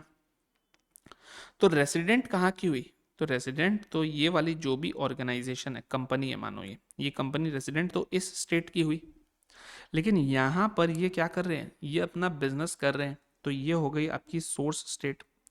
तो ओईसीडी क्या चाहेगी, ओईसीडी हमेशा, ओईसीडी जो मॉडल टैक्स ट्रीटी है वो क्या बोलेगी, वो हमेशा पीई के रूल्स को थोड़ा सा स्ट्रिक्ट रखेगी, ताकि हर कोई चीज़ पीई ना बन जाए और ज़्यादा से ज़्यादा टैक्स जो है वो इधर रहे, रेसिडेंस स्टेट में, राइट। लेकिन यूएन मॉडल क्या चाहेगी, यूएन मॉडल चाहेगी कि पीई के रूल्स लीनियंट हो, ताकि जल्दी से जल्दी, मतलब ताकि इजीली कोई भी पीई बन जाए और ज़्यादा प्रॉफिट्स सोर्स स्टेट के अंदर टैक्स हो विजाविज रेसिडेंस स्टेट।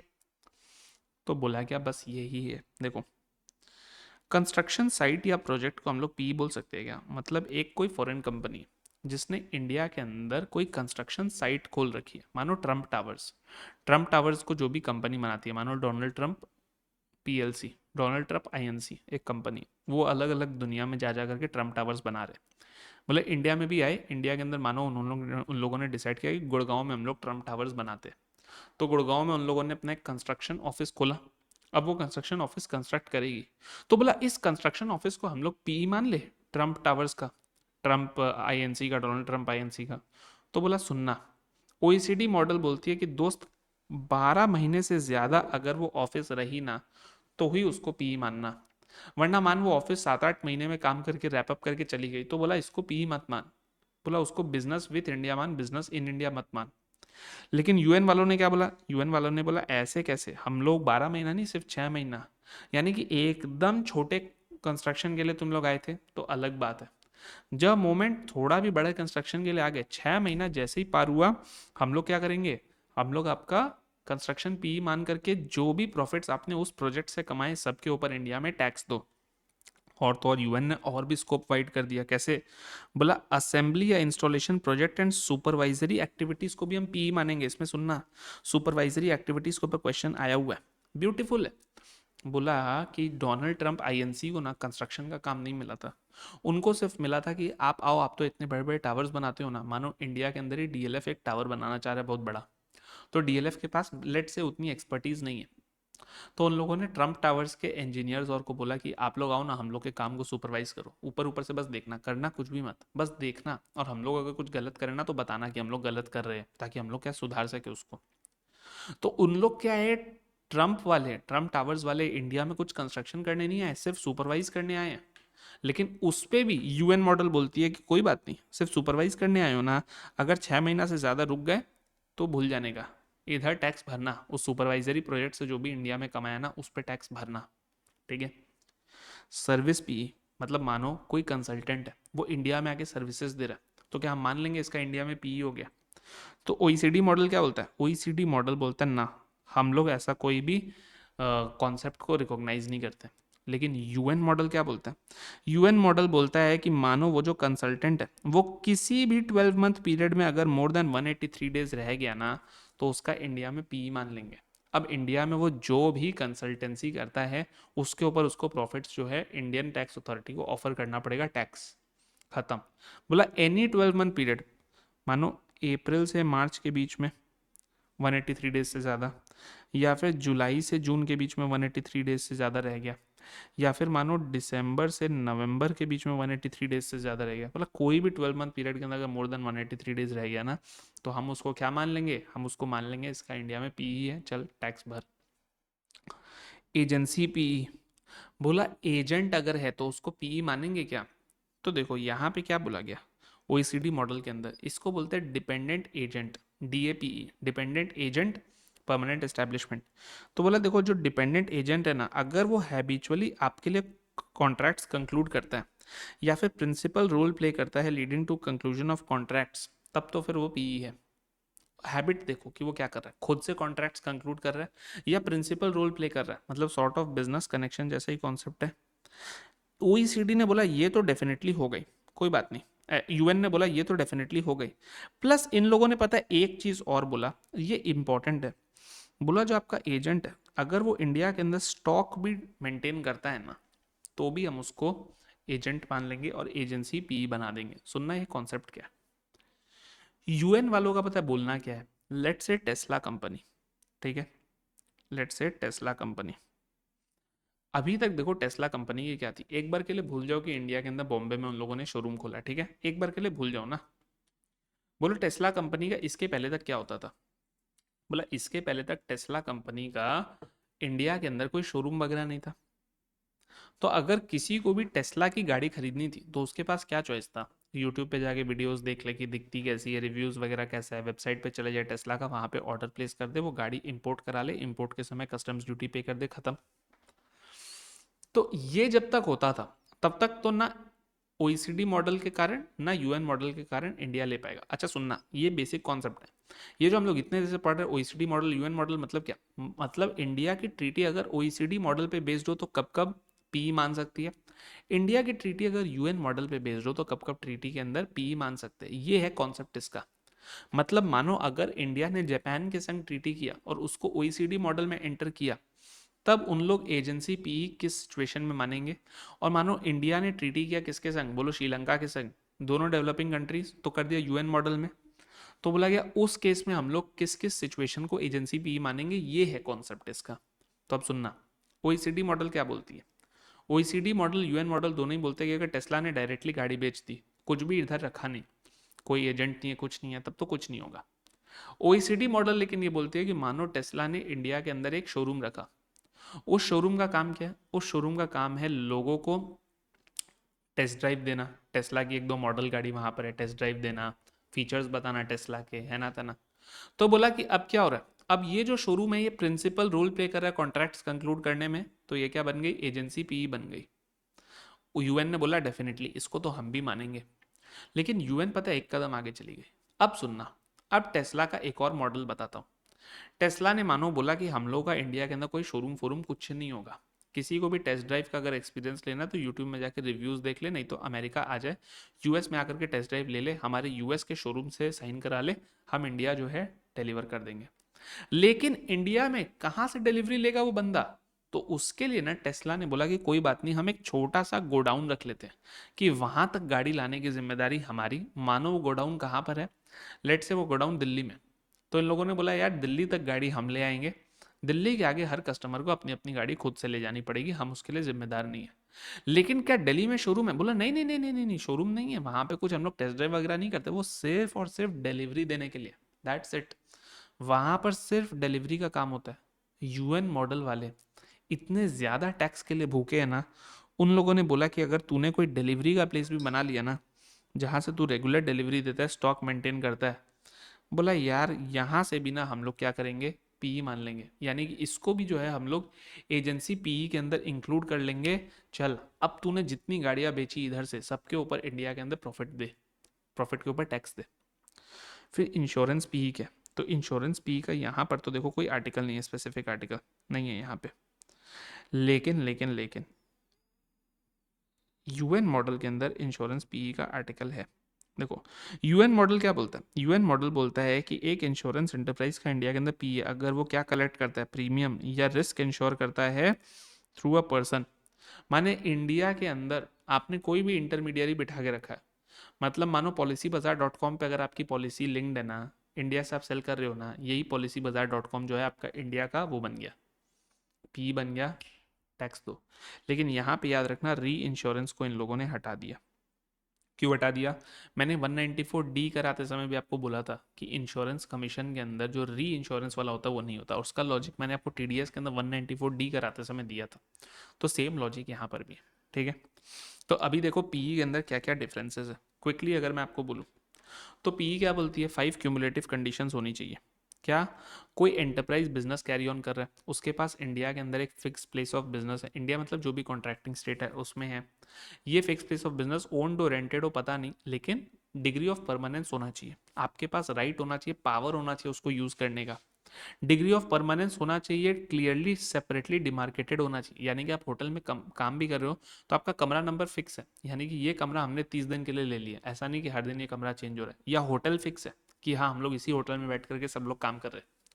और लास्ट पॉइंट क्या है, इस प्लेस ऑफ बिजनेस से जो कि होली फिक्स्ड है या पार्शियली फिक्स्ड है, वहां से बिजनेस कैरी ऑन हो रहा है, तो उस केस में क्या होगा, परमानेंट एस्टेब्लिशमेंट बन जाएगा ये वाला प्लेस। अब ये जो प्लेस आपका परमानेंट एस्टेब्लिशमेंट बन गया, इस प्लेस के अंदर जो भी प्रॉफिट्स एट्रीब्यूटेबल है वो कॉन्ट्रैक्टिंग स्टेट के अंदर देने होंगे। मतलब मानो किसी का इंडिया में पीई बन गया, तो क्या सिर्फ इसी बात पे उस नॉन रेजिडेंट के पूरे टैक्स को इंडिया में ले आएंगे क्या, पूरे ग्लोबल इनकम को? बोला नहीं नहीं, ग्लोबल इनकम नहीं, नॉन रेजिडेंट का जो भी इनकम इस पीई को एट्रीब्यूट होता है ना, उसको जो है हम लोग इंडिया के अंदर टैक्स कर देंगे। अब सुनना, स्पेसिफिक इंक्लूजन्स कौन से हैं? बोला कोई माइन भी है, कोई क्वेरी भी है, कोई ऑयल वेल भी है, कोई ब्रांच है, कोई ऑफिस है, ये सारी चीज़ें पीई के अंदर आती है।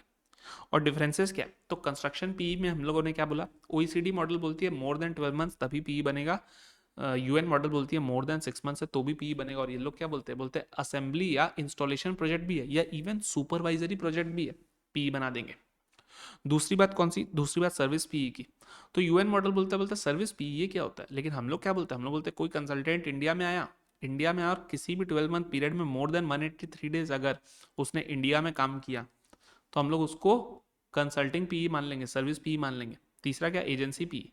एजेंसी पीई ओईसीडी मॉडल में क्या बोला, दो ही चीज, या तो हैबिचुअली कॉन्ट्रैक्ट्स कंक्लूड करता है आपका एजेंट, या फिर वो प्रिंसिपल रोल प्ले करता है कॉन्ट्रैक्ट्स कंक्लूड करने में। लेकिन यूएन मॉडल ने क्या बोला, यूएन मॉडल ने बोला बॉस ये तो होगा ही, प्लस अगर उसने कोई इंडिया में प्लेस भी मेंटेन किया जहां पर वो क्या करता है, खाली गुड्स का स्टॉक मेंटेन करता है और वहां से सिर्फ डिलीवरी देता है, तो भी हम उसको भी क्या है एजेंसी पीई में इंक्लूड कर लेंगे। और लास्ट क्या, इंश्योरेंस पीई। तो ओईसीडी मॉडल ने बोला हम लोग ये फालतू चीज़ में नहीं रखते हैं, लेकिन यूएन वालों ने क्या बोला, बोला री इंश्योरेंस को हटाओ, लेकिन उसके अलावा अगर इंडिया में आपका कोई एजेंट है जो आपको बिजनेस ला के देता है, कोई इंटरमीडियरी है और जो कि आपके बिहाफ में ये प्रीमियम्स भी आपको पे करता है, कलेक्ट भी करता है, तो हम लोग क्या करेंगे, आपका इंश्योरेंस पीई बना देंगे। अब हम लोगों के डेफिनेशंस वाला चैप्टर 2 भी खत्म हो गया। अब हम लोग आते हैं चैप्टर 3 में, और चैप्टर 3 के अंदर आर्टिकल 7 जो है ना इंपॉर्टेंट है। इसमें भी क्या पार्ट इंपॉर्टेंट है उसके ऊपर स्पेशल जोर देंगे। तो देखो बिजनेस प्रॉफिट्स का कॉन्सेप्ट क्या, तो मैंने आपको अभी क्लियरली बताया यार, बिजनेस प्रॉफिट्स वही, अगर पीई निकल गया तो उस पीई को जो बिजनेस प्रॉफिट्स एट्रीब्यूट होते हैं वो दो, वरना अदरवाइज नॉन रेजिडेंट का हम लोग बिजनेस प्रॉफिट्स इंडिया में टैक्स नहीं कर सकते। देखो यही बोलता है ओईसीडी मॉडल, क्या बोलता है, बोलता है सिर्फ जो प्रॉफिट्स पीई को एट्रीब्यूट होते हैं उन्हीं को हम लोग सोर्स स्टेट में टैक्स कर सकते हैं। जो प्रॉफिट्स आपके पीई के थ्रू नहीं है उनको तो रेसिडेंट स्टेट ही टैक्स करेगी ना, सिंपल सा रूल है। यूएन मॉडल ने बोला, बोला ऑब्वियसली ये जो आपने बोला ये तो है ही, प्लस यूएन मॉडल ने एक गजब का बॉम्ब फोड़ दिया, और ये बॉम्ब ना ऑसम है, इंडिया भी इसको फॉलो करती है पता है। इसको हम लोग बोलते हैं फोर्स ऑफ अट्रैक्शन रूल। अब सुनना, फोर्स ऑफ अट्रैक्शन रूल क्या है, बहुत इंपॉर्टेंट कॉन्सेप्ट है। मैं फिर से एक एग्जांपल लेता हूँ, ठीक है, जो एग्जांपल हम लोगों ने पहले लिया था, अभी एक बार क्या है फिर से उसी एग्जांपल को लेते हैं, ठीक है। देखो इस एग्जांपल के लिए ना मैं पेज ना चेंज नहीं कर रहा हूँ, यहीं पे समझाऊंगा ना, बेटर रहेगा। टेस्ला, ठीक है, टेस्ला ने क्या किया, देखो इंडिया में एक शोरूम बनाया, ठीक है। अभी इस शोरूम में क्या हो रहा है, इस शोरूम के अंदर इन लोग डेमो दे रहे हैं गाड़ी का, टेस्ट ड्राइव दे रहे हैं, गाड़ी के फीचर्स बता रहे हैं, सब कर रहे हैं, आलीशान शोरूम बना दिया। तो ये क्या हो गया सर, ये तो एजेंसी पीई बन गया। क्यों, क्योंकि ये जो शोरूम है ये पीई है क्या, हाँ sir fix place of business है, बिजनेस कैरी ऑन हो रहा है यहाँ से, तो एकदम है। अभी सर ये जो फिक्स प्लेस ऑफ बिजनेस है, ये जो परमानेंट एस्टेब्लिशमेंट है, ये एजेंट जो है यहाँ पे, ये क्या कर रहा है, क्या ये कॉन्ट्रैक्ट्स कंक्लूड कर रहा है या प्रिंसिपल रोल प्ले कर रहा है उन कॉन्ट्रैक्ट्स के कंक्लूड होने में? बिल्कुल सर बिल्कुल। कस्टमर अब तो टेस्ला की गाड़ी आराम से इंडिया में टेस्ट ड्राइव लेके खरीद ले रहा है, तो बोला एकदम है। तो ओईसीडी मॉडल पता है क्या बोलता है, ओईसीडी मॉडल बोलता है कि अब इस शोरूम से तुमने जितनी भी गाड़ियां इंडिया में बेची ना, बस इसके ऊपर जो प्रॉफिट्स आए उसको इंडिया में ऑफर टू टैक्स करो।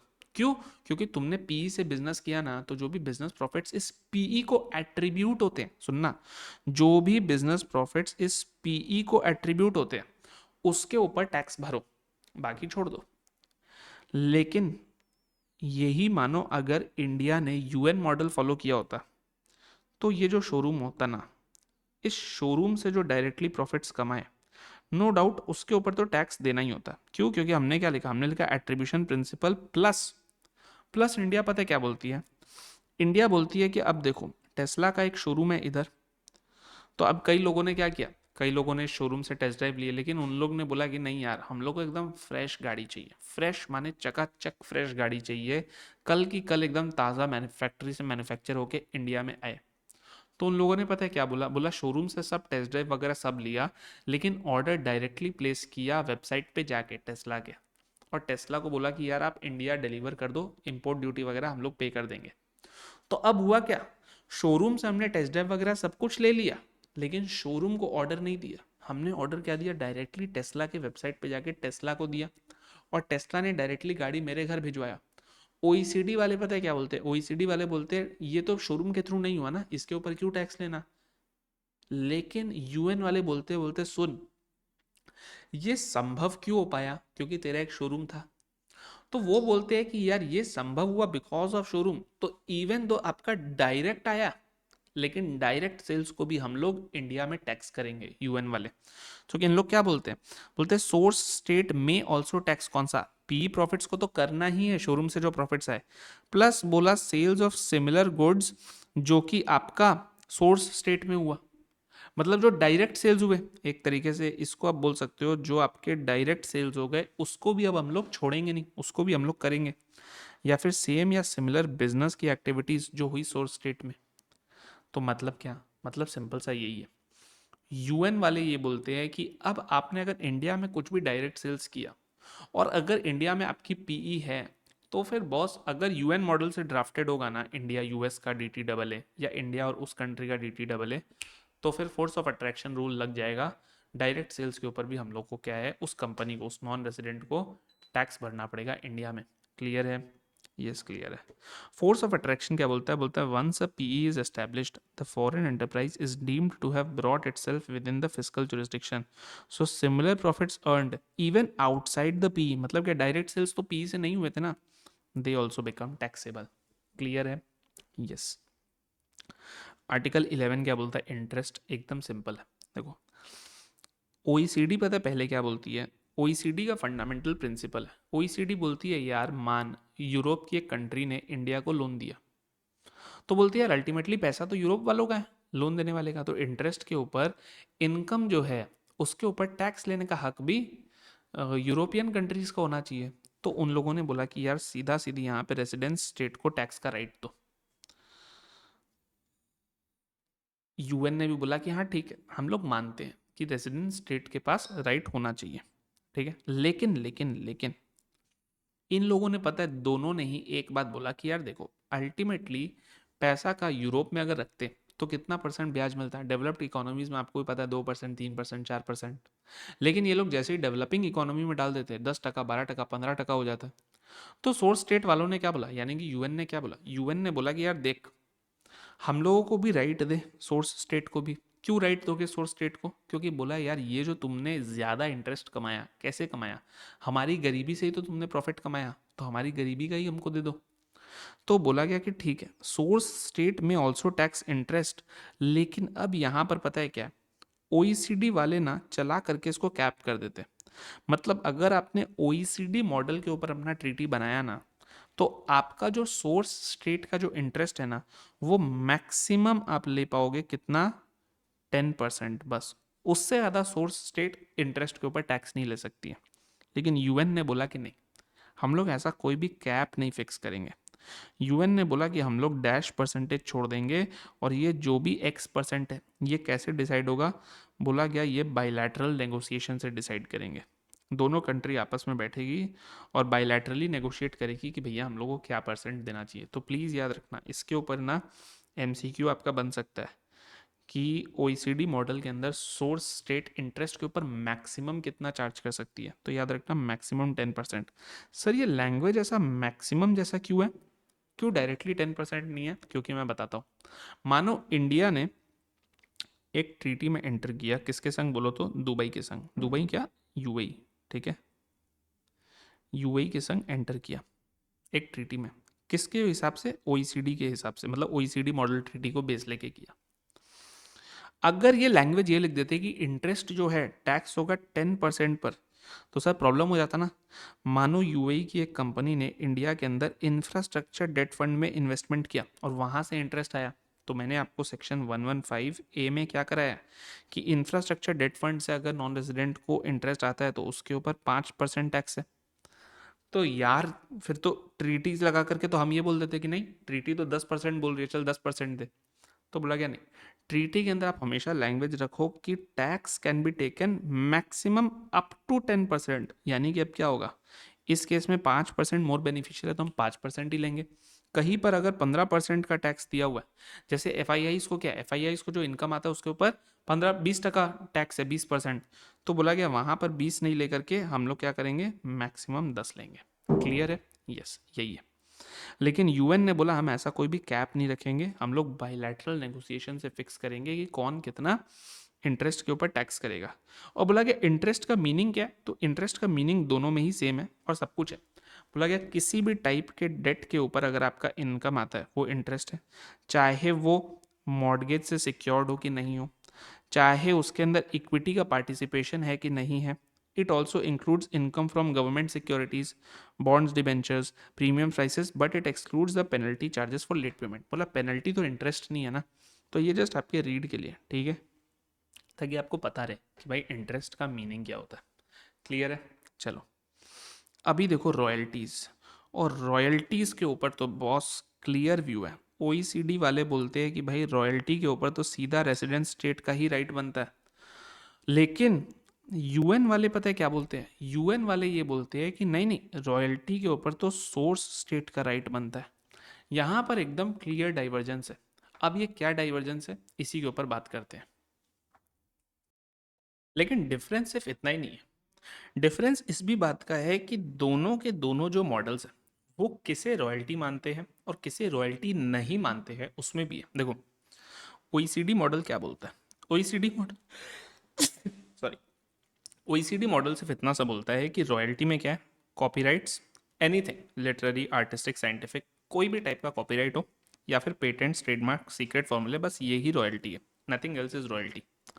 यूएन मॉडल इसको तो रॉयल्टी मानता ही है, बट दो चीज़ें ऐसी है जिनको और यूएन मॉडल रॉयल्टी इंक्लूड करता है लेकिन ओईसीडी मॉडल नहीं मानता है। पहला क्या, फिल्म टेप का रेंटल्स, एंड दूसरा क्या जो हम लोगों ने इवन एनआर टैक्सेशन करते समय भी किया था कि इंडस्ट्रियल, कमर्शियल, साइंटिफिक इक्विपमेंट के रेंटल्स। इन दोनों को ओईसीडी मॉडल बोलता है कि no these are not royalty, but these UN model they are royalty. अब आपके दिमाग में आएगा कि अगर मानो इंडिया ने कोई ट्रीटी में एंटर किया एज पर ओईसीडी मॉडल और ट्रांजैक्शन इसका है, तो उसका क्या ट्रीटमेंट होगा। तो पता है ओईसीडी मॉडल क्या बोलता है, ओईसीडी मॉडल बोलता है कि ये सारी चीज़ें अगर आपके पीई से रिलेटेड है तो उसको आर्टिकल 7 के अंदर बिजनेस प्रॉफिट्स के अंदर ट्रीट करो, और अगर पीई से रिलेटेड नहीं है तो फिर छोड़ दो, कोई टैक्सिंग राइट नहीं है सोर्स स्टेट के पास, ओनली रेजिडेंट स्टेट के पास टैक्सिंग राइट है। अब आर्टिकल 12 ए, आर्टिकल 12 ए क्या बोलता है, आर्टिकल 12 ए बोलता है एफटीएस। अच्छा एक चीज़ और मैं बता देता हूँ, जो मैंने बोला कि इन केसेस के अंदर, ये जो केसेस है आपके रॉयल्टी वाले, जहाँ पे यूएन मॉडल ये बोलता है कि सोर्स स्टेट को टैक्स करने का राइट है, तो क्या सिर्फ सोर्स स्टेट को टैक्स करने का राइट है? नहीं, ऐसा नहीं है। ये बोलते हैं प्राइमरी राइट जो है वो सोर्स स्टेट का है। तो सोर्स स्टेट ने मानो 10% पे टैक्स ले लिया, अब रेसिडेंस स्टेट का तो राइट देखो ऑलवेज है, रेसिडेंस स्टेट का राइट तो ऑलवेज है। मतलब क्या, अब रेसिडेंस स्टेट जैसे मानो इंडिया रेसिडेंट स्टेट हो अगर, तो इंडिया कितना लेती है, अगर फॉरेन कंपनी है तो 35% लेगी, और इंडिया फिर क्या करेगी, 10% जो फॉरेन के अंदर उसने टैक्स पे किया है उसका क्रेडिट देती है। समझ गए?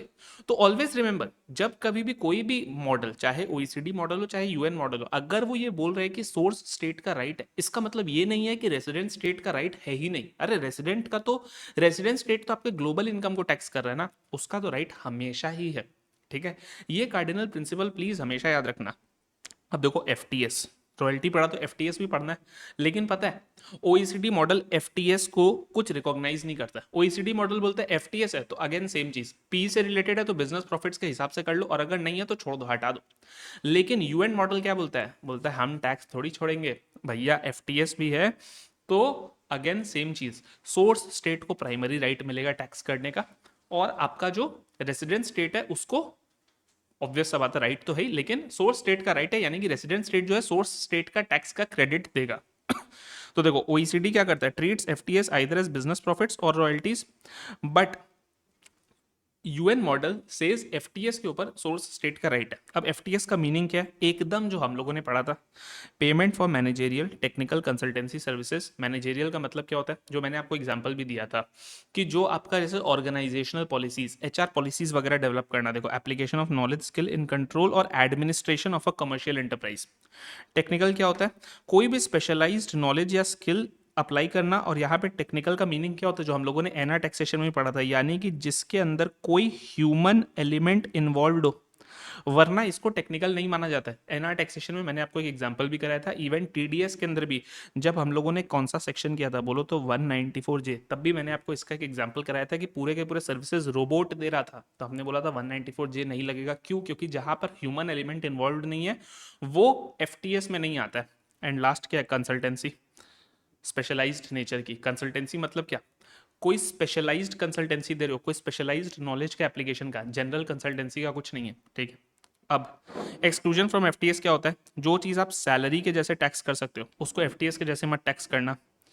टीचिंग एफटीएस नहीं है और पर्सनल यूज़ के लिए कुछ है वो भी एफटीएस में नहीं आता है। अब सुनना एफटीएस का टैक्सिंग राइट कैसा है, तो इन लोग बोलते हैं कि देखो भाई ओईसीडी मॉडल क्या बोलता है, बोलता है देखो रेसिडेंट स्टेट के पास तो ओईसीडी हो या यूएन हो, हमेशा टैक्सिंग राइट रहेगा ही रहेगा। लेकिन दोनों ही जन एक चीज बोलते हैं कि देखो ऑब्वियस सा बात है, एक्सक्लूसिव राइट जो है वो रेसिडेंट स्टेट का नहीं रहेगा। दोनों जन मतलब क्या, ओईसीडी मॉडल तो देखो एफटीएस को रिकॉग्नाइज ही नहीं करता तो वो बोलेगा नहीं। तो यहां पर हम लोग किसकी बात कर रहे हैं, सिर्फ यूएन मॉडल की बात कर रहे हैं। ओईसीडी तो जब रिकॉग्नाइज ही नहीं करता एफटीएस को अलग से, तो वो क्या बोलेगा, यूएन मॉडल ये बोलता है कि ठीक है रेसिडेंट स्टेट के पास तो राइट है लेकिन एक्सक्लूसिव राइट नहीं है, यानी कि सोर्स स्टेट भी एफटीएस को टैक्स कर सकता है।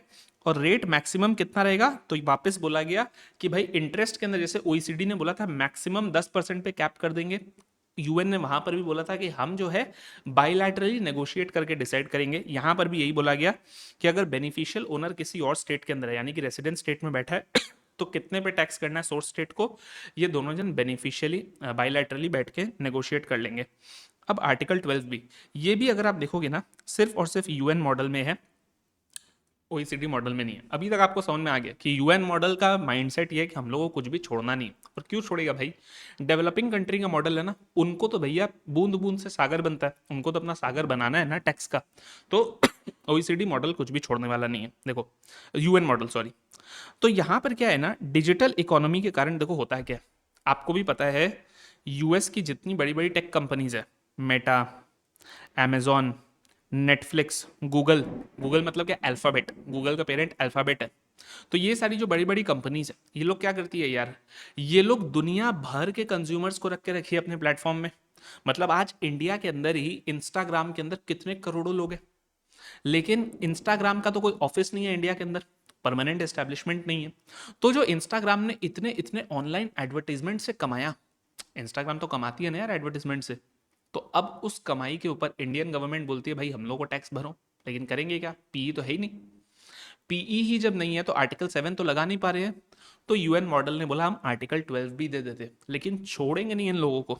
अब देखो क्या बोला, बोला ऑटोमेटेड डिजिटल सर्विसेज जो है, जिसमें क्या बोला गया 3 कैटेगरी की सर्विसेज जो है वो ऑटोमेटेड डिजिटल सर्विसेज है। गौर से सुनना क्या, पहला क्या, पहला बोला ऑनलाइन एडवर्टाइजिंग, जो क्या कर रही है, जैसे इंस्टाग्राम ऑनलाइन एडवर्टाइजिंग से पैसा कमाती है, या फिर सप्लाई ऑफ यूजर डेटा, या फिर सर्च इंजिन गूगल।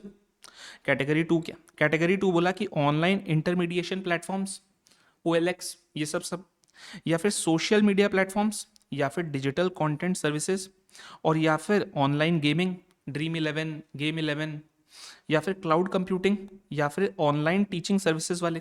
बोले ये सारे लोग क्या कर रहे हैं, ये लोग डिजिटल सर्विसेज दे रहे हैं, यानी कि इनका फिजिकल फुटप्रिंट, फिजिकल नेक्सस नहीं है। तो सोर्स स्टेट बेचारी टैक्स कैसे करेगी, यूएन मॉडल ने बोला घबराओ मत, हम क्या ले आएंगे, हम ले आएंगे आर्टिकल 12 भी। अब ओईसीडी क्यों नहीं लेके आया, क्योंकि सर ये सारी चीजें जो कर रही है ना वो कंपनीज ओईसीडी वाले जो डेवलप्ड कंट्रीज है ना उनकी रेसिडेंट है, तो वो क्या अपने पैर पे कभी कुल्हाड़ी मारेंगे, नहीं मारेंगे।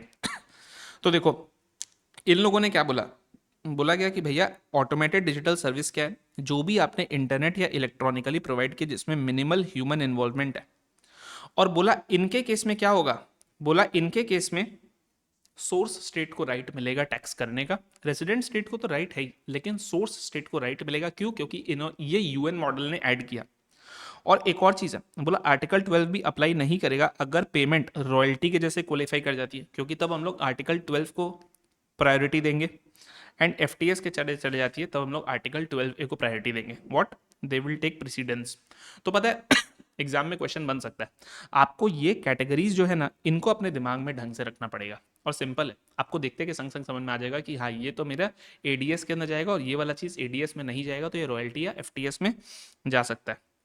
ठीक है, अब आ जाओ, एकदम सिंपल सा सेक्शन है आर्टिकल 13 कैपिटल गेन्स। क्या बोलता है कि भाई कैपिटल गेन्स के ऊपर किसका राइट होगा?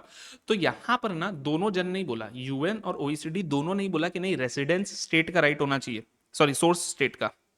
देखो यहां पे क्या बोला गया, यहां पर बोला गया कि देखो income from transfer of capital assets including shares. Method of computation कैसा रहेगा? बोला वो तो डोमेस्टिक लॉ है। अरे भाई इंडिया में एलटीसीजी कैसे निकलेगा? वो तो इंडियन गवर्नमेंट ने जो डोमेस्टिक लॉ में दिया है सेक्शन 48 में, उसके हिसाब से निकालोगे। कोई और कंट्री के अंदर कैपिटल गेन्स कैसा निकलेगा? बोला वहां के जो डोमेस्टिक लॉ के हिसाब से है वो है। लेकिन कैपिटल गेन्स के अंदर देखो समझना, दो है। जनरल रूल क्या है? जनरल रूल यही है कि रेसिडेंट स्टेट तो हर ही चीज को इनकम को टैक्स करती है ना। अगर मैं इंडिया का रेसिडेंट हूं तो मेरा ग्लोबल इनकम टैक्स होगा। लेकिन सोर्स स्टेट किन किन कैपिटल गेन्स को टैक्स कर सकती है? तो वहां पर इन लोगों ने बोला कि देखो इमूवेबल प्रॉपर्टी से अगर कैपिटल गेन्स हो रहा है, और इमूवेबल प्रॉपर्टी कहां सिचुएटेड है?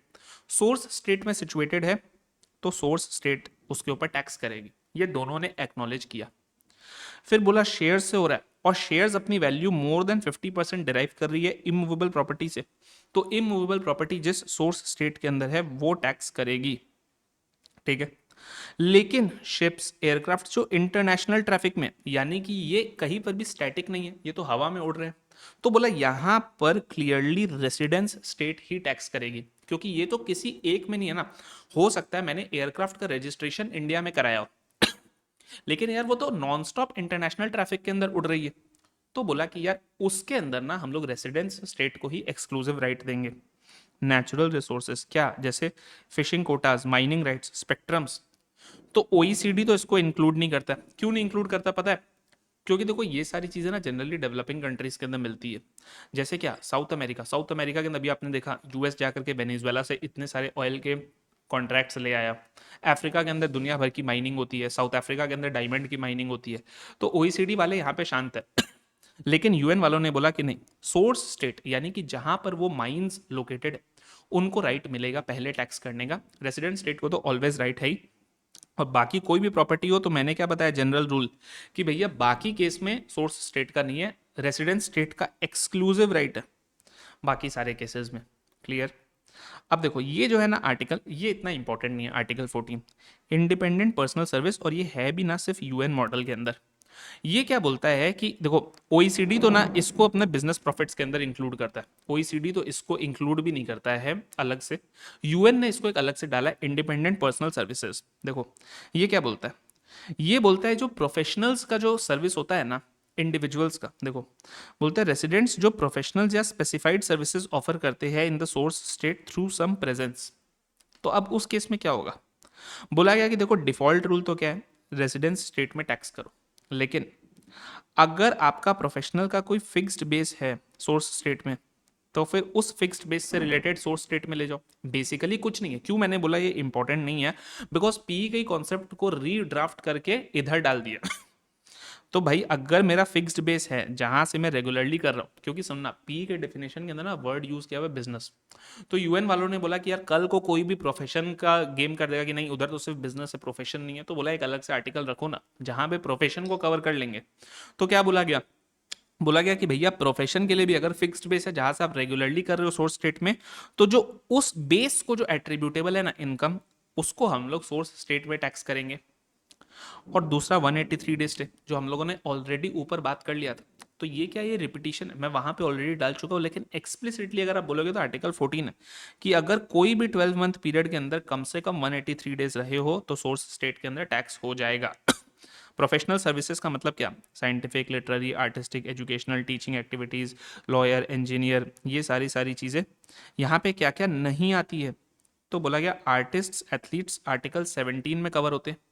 आर्टिकल 17 देखो हम लोगों के करिकुलम के अंदर नहीं है। क्यों? क्योंकि 14 के बाद हम लोग सीधा आ रहे हैं 21 में।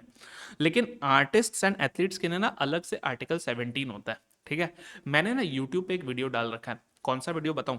मैंने एक डाल के रखा है कि फीफा वर्ल्ड कप के अंदर ना कैसे अब की बार अराउंड $500 मिलियन का एडिशनल टैक्सेस आ सकता है ऑन द फुटबॉल प्लेयर्स। उसके अंदर ना मैंने आर्टिकल 17 18 इनका ना गजब का इंटरप्ले एक्सप्लेन किया। ज़्यादा लंबा नहीं है, अराउंड 20 मिनट्स का वीडियो है जितना मेरे को याद है, 20 या 30 मिनट्स का होगा। उसमें अगर जाओगे ना तो मैंने ना जर्मनी और एक और कोई DTAA उसका प्रैक्टिकल केस स्टडी पूरा का पूरा एक्सप्लेन किया। तो अगर आपको जानना हो कि आर्टिकल 17 आखिर क्या बोलता है आर्टिस्ट्स और एथलीट्स के केस में, वहां से जाकर के ना एक बार देख सकते हो। ठीक है, आर्टिकल 21 क्या है? Other income. अदर इनकम के अंदर देखो OECD मॉडल तो एकदम क्लियरली बोलता है। पहला तो अदर इनकम मतलब क्या? बस रेसिडुअल इनकम, जो कहीं पर भी ऊपर से कवर नहीं हुआ वो अपना अदर इनकम है। यहाँ पर OECD मॉडल तो बोलता है सीधा सीधी एक्सक्लूसिव राइट दो रेसिडेंट स्टेट को।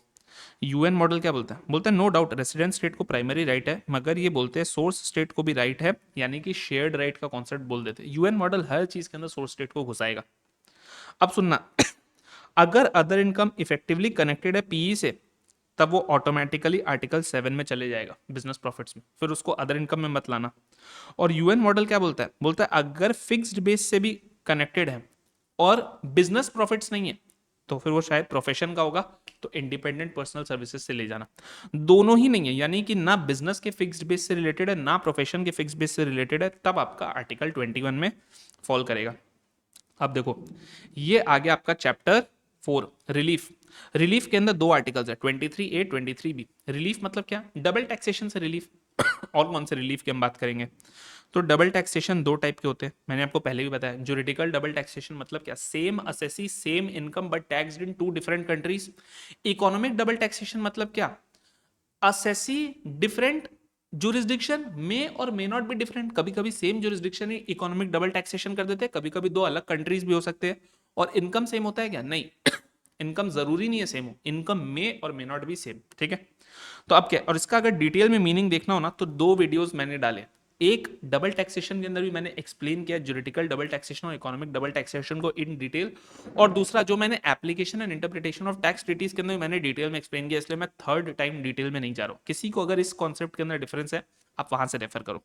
अब सुनना, same income same person but more than one state के अंदर गया। यहाँ पे क्या, इनकम सेम है but different person in different states. Example FTS। ये एग्जाम्पल तो भर भर के है यार ज्यूरिडिकल डबल टैक्सेशन के। जितने डबल टैक्सेशन हम लोग प्रैक्टिकली पढ़ेंगे वो ज्यूरिडिकल डबल टैक्सेशन ही है। लेकिन इसमें क्या, कंपनी ने डिविडेंड पे करते समय डिविडेंड टैक्सेशन पे किया, डिविडेंड डिस्ट्रीब्यूशन टैक्स इंडिया में एबॉलिश हो गया, बट एक बार के लिए समझ लो ना, सोर्स स्टेट में, और शेयर होल्डर के हाथ में डिविडेंड की तरह टैक्स हो गया।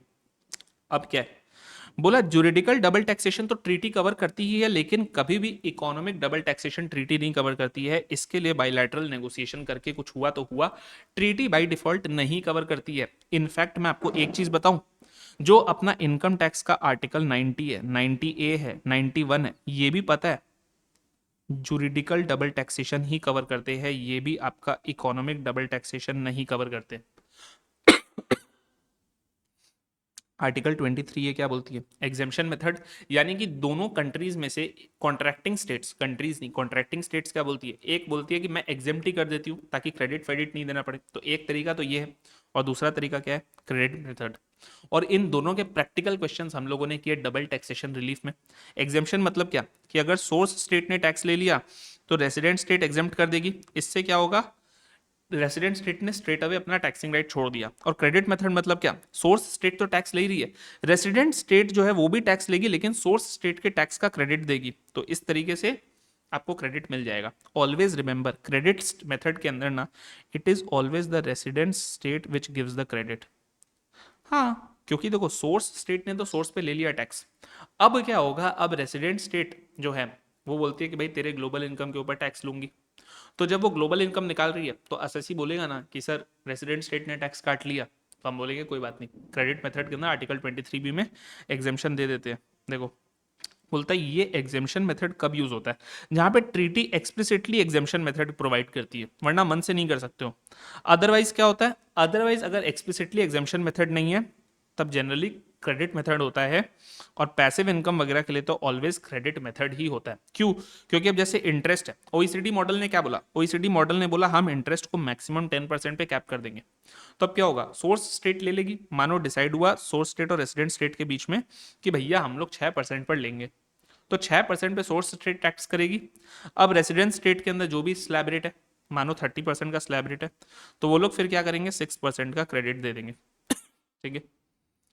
एमएपी म्यूचुअल अग्रीमेंट प्रोसीजर क्या होता है, हम लोगों ने पहले भी डिटेल में डिस्कस किया है। एमएपी क्या होता है कि जहां पर कोई टैक्स पेयर को ऐसा लगता है कि सर ट्रीटी के अंदर तो कुछ लिखा था आप लोगों ने और मेरे संग इंसाफ नहीं हुआ, ट्रीटी को फॉलो नहीं किया गया, वहां पर वो क्या कर सकता है, डिस्प्यूट रेजोल्यूशन कैसे करेगा, तो उसके लिए बोला गया एमएपी का मेथड है। अब देखो, dispute resolution mechanism है when a taxpayer believes that either or both the contracting states have accorded treatment which is not in accordance with the tax treaty, यानी कि उसको लगता है कि मेरे संग इंसाफ नहीं हुआ, आपने टैक्स ट्रीटी में कुछ लिखा था वो मुझे नहीं दिया, तो बोला गया घबराओ मत। अब देखो ओईसीडी मॉडल ना और यूएन मॉडल के अंदर ना एमएपी के अंदर थोड़े थोड़े डिफरेंसेस है। जैसे देखो क्या है, एमएपी में कौन जा सकता है, तो ओईसीडी मॉडल बोलता है कि आप कोई भी कॉन्ट्रैक्टिंग स्टेट को अप्रोच कर लो, लेकिन यूएन मॉडल पता है क्या बोलता है, यूएन मॉडल बोलता है कि आप सबसे पहले ना अपने रेसिडेंट स्टेट को ही अप्रोच करो, या जिस स्टेट के अंदर आप नेशनल हो ना उसी को अप्रोच करो। अगर उसको नहीं अप्रोच कर पा रहे हो तब आप आर्बिट्रेशन प्रोसेस में जाओ। यानी कि यहाँ पे खुला छूट नहीं है, जैसे इंडिया और जापान के बीच का ट्रीटी है और अडानी ग्रुप को ये लगता है कि नहीं ट्रीटी मेरे केस में फॉलो नहीं हुई है, तो अगर यूएन मॉडल से बना हुआ ट्रीटी है ना, तो अडानी ग्रुप को पहले इंडिया की टैक्स अथॉरिटी को ही रीच आउट करना होगा, वो डायरेक्टली जापान की टैक्स अथॉरिटी को नहीं रीच आउट कर सकते। लेकिन यही मानो अगर वो ट्रीटी ओईसीडी मॉडल से बना होता ना, तो वो सीधा डायरेक्टली चाहे तो जापान की अथॉरिटी को भी रीच आउट कर सकते हैं। एमसीक्यू बन सकता है इसके ऊपर। आर्बिट्रेशन कब ट्रिगर होगा, बोलता है सीए, ये सीए मतलब चार्टर्ड अकाउंटेंट नहीं है, सीए मतलब है कॉम्पिटेंट अथॉरिटी, जैसे इंडिया के केस में सीबीडीटी हो गया। बोला अगर कॉम्पिटेंट अथॉरिटी रिजॉल्व नहीं कर पाई विद इन 2 ईयर्स, तब आप क्या करो, आर्बिट्रेशन में जाओ। लेकिन यहां पर क्या, यहां पर है अगर कॉम्पिटेंट अथॉरिटी 3 साल में रिजॉल्व नहीं कर पाई, तब आप आर्बिट्रेशन में जाओगे। आर्बिट्रेशन मतलब क्या होता है, हर ट्रीटी के अंदर ना लिखा रहता है कि मानो हम लोग से आपस में अगर नहीं रिजॉल्व हो पाया बैठ करके, तब क्या है, इंडिया की टैक्स अथॉरिटी एक चीज बोल रही है और जापान वाले बोलते हैं हम मानेंगे नहीं मानेंगे नहीं मानेंगे नहीं, तो क्या टैक्स पे झूलता रहेगा, बोला नहीं, 3 साल तक का टाइम है। ओईसीडी तो बोलता है 2 साल तक का, यूएन बोलता है 3 साल तक का टाइम है, उसके बाद सीधा आर्बिट्रेशन में चले जाओ। आर्बिट्रेशन मतलब अब दोनों अथॉरिटी शांत बैठेंगी, एक तीसरा आर्बिट्रेशन काउंसिल होगा, वो डिसाइड करेगा भैया दोनों पक्ष के बात सुन करके, और वो जो अवार्ड देगा वो बाइंडिंग होगा सबके ऊपर। आर्बिट्रेशन में कौन जाएगा, तो बोला गया कि राइटिंग में रिक्वेस्ट करना पड़ेगा उस पर्सन को जिसने केस इनिशिएट किया था। लेकिन यहां पर पता है क्या है, बोलता है competent authority of one of the contracting states, tax payer फिर नोटिफाई करता है ऑब्वियसली ऑल्टरनेट बी के अंदर। ऑल्टरनेट बी मतलब क्या, जहां पर बंदे ने कोई भी एक कॉन्ट्रैक्टिंग स्टेट को अप्रोच नहीं किया था वहां पर। डिपार्चर फ्रॉम आर्बिट्रेशन डिसीजन, यहां पर तो कोई ऐसा स्पेसिफिक प्रोविजन नहीं है, लेकिन यहां पर देखो क्या बोलता है, कॉम्पिटेंट अथॉरिटीज चाहे तो डिपार्ट कर सकते हैं आर्बिट्रेशन डिसीजन अगर उन लोग आपस में अग्री कर ले with in 6 months of the decision being communicated. यानी कि मानो आर्बिट्रल काउंसिल ने कोई एक अवार्ड दिया, अवार्ड मतलब उनका डिसीजन दिया, और ये लोग दोनों आपस में, दोनों मतलब कौन, इंडिया और जापान, आपस में मिलकर के डिसाइड कर ले कि नहीं यार ये अवार्ड अपन दोनों के लिए खराब है, तो एक काम करते हैं अपन दोनों म्यूचुअली अग्री करके विद इन 6 months अगर डिपार्ट कर दे तो कर दे, वरना अगर दोनों में से कोई भी एक अग्री नहीं हुआ तो बाइंडिंग है। ठीक है, तो याद रखना यहां पर भी टाइमलाइन क्या है, with in 6 months from the decision being communicated. ठीक है, अब एक्सचेंज ऑफ इन्फॉर्मेशन क्या, एकदम सिंपल है। बोला क्या, देखो ट्रीटी हुई है तो एक दूसरे को इन्फॉर्मेशन तो एक्सचेंज करना पड़ेगा। इनफैक्ट मैंने जब इंटरप्रिटेशन भी कराया था तो मैंने वहां पर क्या बोला था कि भैया एक्सचेंज अगर आप नहीं कर पाते हो तो वो मटेरियल ब्रीच हो जाता है, और मटेरियल ब्रीच पर ट्रीटी टर्मिनेट भी की जा सकती है। ये कौन बोलता है, ये Vienna convention on law of treaties बोलता है। तो याद रखना एक्सचेंज ऑफ इन्फॉर्मेशन तो करना पड़ेगा। अब क्या क्या इन्फॉर्मेशन हम लोग एक्सचेंज करेंगे, तो बोला गया देखो पहले एक्सचेंज इन्फॉर्मेशन क्यों करना है, बोला गया कि इसलिए करना है ताकि हम लोग टैक्स केसेस को कंप्लीट कर सके, इवेजन अवॉइडेंस को कॉम्बैट कर सके, कैपिटल फ्लाइट को कर्टेल कर सके। अब देखो बोला कि इधर ओईसीडी और यूएन मॉडल कन्वेंशंस एकदम सेम है, बोलते हैं हाँ इन्फॉर्मेशन एक्सचेंज करना चाहिए। बोले कॉन्ट्रैक्टिंग स्टेट को कॉन्फिडेंस होना चाहिए कि आप जो है अनऑथराइज्ड पर्संस को इन्फॉर्मेशन नहीं डाइवर्स करोगे। यानी कि जापान ने अगर इंडिया को अपने ट्रीटी में कुछ इन्फॉर्मेशन दिया है तो जापान बदले में ये एक्सपेक्ट करती है कि आप नॉर्थ कोरिया को जाकर के नहीं बताओगे, क्योंकि जापान और नॉर्थ कोरिया दुश्मनी में। On the other hand India भी एक्सपेक्ट यही करेगी कि देख भाई, अगर मैंने तेरे को कुछ इन्फॉर्मेशन दिया जापान, तो तू जाके पाकिस्तान को कुछ भी मत बताना। ये हम एक्सपेक्ट करते हैं, हमें इतना कॉन्फिडेंस चाहिए। अच्छा, क्या सारे इन्फॉर्मेशन इंडिया दे देगी जो जो जापानीज अथॉरिटीज मांगेंगी? बोला नहीं। और इसके ऊपर याद रखना, बोला जो चीज अटॉर्नी क्लाइंट प्रिविलेज से प्रोटेक्टेड होता है ना, देखो अटॉर्नी क्लाइंट प्रिविलेज क्या होता है, आप लोगों ने ऑडिट पढ़ा है, अगर नहीं भी पढ़ा है तो इंटरमीडिएट को ऑडिट का तो नॉलेज होगा। इंटरमीडिएट के ऑडिट में हम लोगों ने एक चीज क्या पढ़ा था, सेक्शन 143 पढ़ा था। सेक्शन 143 क्या बोलता है कि अगर एक ऑडिटर को किसी कंपनी में फ्रॉड दिखा, तो क्या उसकी जिम्मेदारी है क्या चीख चीख करके पब्लिक कॉन्फ्रेंस में आकर के ये बोला कि ये कंपनी फ्रॉड करिए, कंपनी फ्रॉड करिए? बोला नहीं नहीं, जरूरत नहीं है। बोला अगर 1 करोड़ से ऊपर गया तो सेंट्रल गवर्नमेंट को इंटीमेट कर दो और बाकी खुद को अपना उस केस से हटा लो। जैसे ऑडिटर ये बोल सकता है ना, यार आज अगर एक बार आके मैंने चुगली की, बाकी सारी कंपनीज मेरे को ऑडिटर रखेंगे नहीं, बोलेंगे तो चुगली खो रहे, हम लोग से बात ही नहीं करता, जाके हम लोग का नाम बिगाड़ देता है। तो बोला कोई बात नहीं, अटॉर्नी क्लाइंट प्रिविलेज है एग्जाम्पल। और भी क्या, लॉयर्स को हमने हायर किया, तो लॉयर्स एक अटॉर्नी क्लाइंट प्रिविलेज साइन करते हैं कि ठीक है, हमने जो भी इन्फॉर्मेशन पाया, अच्छा पाया बुरा पाया, जो भी पाया आपके बारे में, हम कभी भी इसको किसी भी अथॉरिटी को देंगे नहीं। तो इनकम टैक्स वाले ईडी सीबीआई इन लोग भी अगर छापा मारते हैं ना, रेड मारते हैं ना, तो इन लोग भी ना जो इन्फॉर्मेशन अटॉर्नी क्लाइंट प्रिविलेज से प्रोटेक्टेड होता है ना, वो इन लोग नहीं ले सकते। तो अब क्या है, इंडिया क्या बोलती है, इंडिया बोलती है भाई देख, एक्सचेंज ऑफ इन्फॉर्मेशन करेंगे, लेकिन जो इन्फॉर्मेशन डोमेस्टिक लॉ में हम ही नहीं निकाल सकते हैं, वो इन्फॉर्मेशन तुमने अगर मांग लिया तो कैसे देंगे, तो उसको प्लीज भाई ब्रीच मत मान लेना।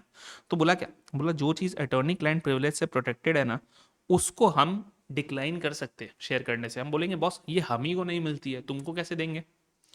लेकिन बोला मियर लैक ऑफ इंटरेस्ट और use in the information is not sufficient ground to refuse EOI obligation. Japan ने हमसे कुछ मांगा, इंडियन टैक्स अथॉरिटी ने बोला भाग हम लोग को इस केस में इंटरेस्ट नहीं है, या फिर उन्होंने बोला कि यार हम लोगों को इतना एफर्ट नहीं मारना है, छोड़ो हटाओ, बोला ये नहीं कर सकते। अब देखो, एक फाइनल कंपैरिजन जो है मैंने बनाया टॉपिक खत्म है, बस इतना ही था। लेकिन आपके लिए अगर एग्जाम के पहले ज़्यादा टाइम नहीं होना तो ये मास्टर कंपैरिजन देख सकते हो, ठीक है। देखो क्या, बिजनेस प्रॉफिट्स में क्या है, हमने बोला सिर्फ ओईसीडी ने बोला सिर्फ जो प्रॉफिट पीई को एट्रीब्यूटेबल है वो, लेकिन यूएन ने क्या बोला, बोला फोर्स ऑफ अट्रैक्शन भी कर देंगे, डायरेक्ट सेल्स को भी ले लेंगे। इंटरेस्ट में क्या है, इंटरेस्ट में ओईसीडी मॉडल ने 10% पे कैप किया, इन लोगों ने बोला कि नहीं कोई प्री स्पेसिफाइड नहीं है, बायलैटरल नेगोशिएशन से करेंगे। रॉयल्टी में क्या है, रॉयल्टी में इन्होंने भी बोला एक्सक्लूसिव राइट है रेसिडेंट स्टेट को, और इन्होंने बोला इक्विपमेंट रेंटल और फिल्म टेप रेंटल को तो हम रॉयल्टी मानेंगे नहीं। इधर क्या है, बोला शेयर्ड राइट है, और रेट कैप भी जो है वो बायलैटरल नेगोशिएशन से फिक्स होगा। एफटीएस के लिए यहाँ पर कोई आर्टिकल ही नहीं है, यहाँ पर है, और बोला कि भैया रेट जो है बायलैटरली फिक्स होगा, क्यों, क्योंकि शेयर्ड राइट है। ऑटोमेटेड डिजिटल सर्विस का यहाँ पर नहीं है, यहाँ पर भी बोला शेयर्ड राइट है। एसएस जो है बायलैटरली डिसाइड करेगा आरएस के संग कि क्या रेट है। कैपिटल गेन्स में क्या है, बोला जनरली तो आरएस के पास ही एक्सक्लूसिव राइट है, लेकिन बोला अगर सोर्स स्टेट चाहे तो अगर शेयर्स जिसकी more than 50% value immovable property से आती है इन सोर्स स्टेट, वो क्या है सोर्स स्टेट टैक्स कर ले। और बोला यहाँ पर भी सेम है, प्लस अगर आपने नेचुरल रिसोर्स राइट्स से भी कुछ किया तो भी वहाँ पे सोर्स स्टेट को मिल जाएगा। आईपीएस इंडिपेंडेंट पर्सनल सर्विसेज यहाँ पर नहीं है, यहाँ पर है। और बोला क्या, लास्ट 12 महीने में, लास्ट क्या कोई भी 12 महीने में एटलीस्ट 183 डेज अगर कोई कंसल्टेंट इंडिया में रह गया तो उसका क्या है, as good as business profits के जैसे ही जो प्रॉफिट्स एट्रीब्यूटेबल होगा इंडिया को वो हो जाएगा। अदर इनकम में बोला गया एक्सक्लूसिव राइट है रेसिडेंट स्टेट का, लेकिन यहाँ पर क्या है कुछ केसेस में सोर्स स्टेट को भी राइट मिलेगा। टाइटल एंड प्रियम्बल देखो क्या, टाइटल एंड प्रियम्बल एकदम सिंपल सा है, चाहो तो पढ़ना वरना इसको आप छोड़ सकते हो। देखो प्रियम्बल क्या है, मैंने जब आप लोगों को ट्रीटी का पढ़ाया था इंटरप्रिटेशन, तो मैंने बोला था प्रियम्बल को पढ़ना कब होता है, जब आप टेलियोलॉजिकल इंटरप्रिटेशन करते हो, जिसे हम बोलते हैं पर्पसिव इंटरप्रिटेशन, कि भैया वो प्रियम्बल क्यों बना था, उसके पीछे का पर्पस क्या था, ऑब्जेक्ट क्या था उसको बनाने का। जैसे मैंने एग्जांपल भी दिया था कि इंडिया मॉरिशस की जब डीटीडब्ल्यूए साइन हुई थी, तो फाइनेंस मिनिस्टर्स ने बोला था कि हम ये डीटीडब्ल्यूए पता है क्यों साइन कर रहे हैं, because we want to improve mutual trade and investment. तो बोला गया कि सुनिए, यूएन मॉडल के अंदर ना जनरली आपका क्या होता है, बोलता है प्रियम्बल ऐसा होता है कि it is a convention for elimination of double taxation, prevention of tax avoidance and evasion. बोला यहाँ पर एक माइनर डिफरेंस है, वर्ड ऑर्डर को स्वैप कर दिया गया।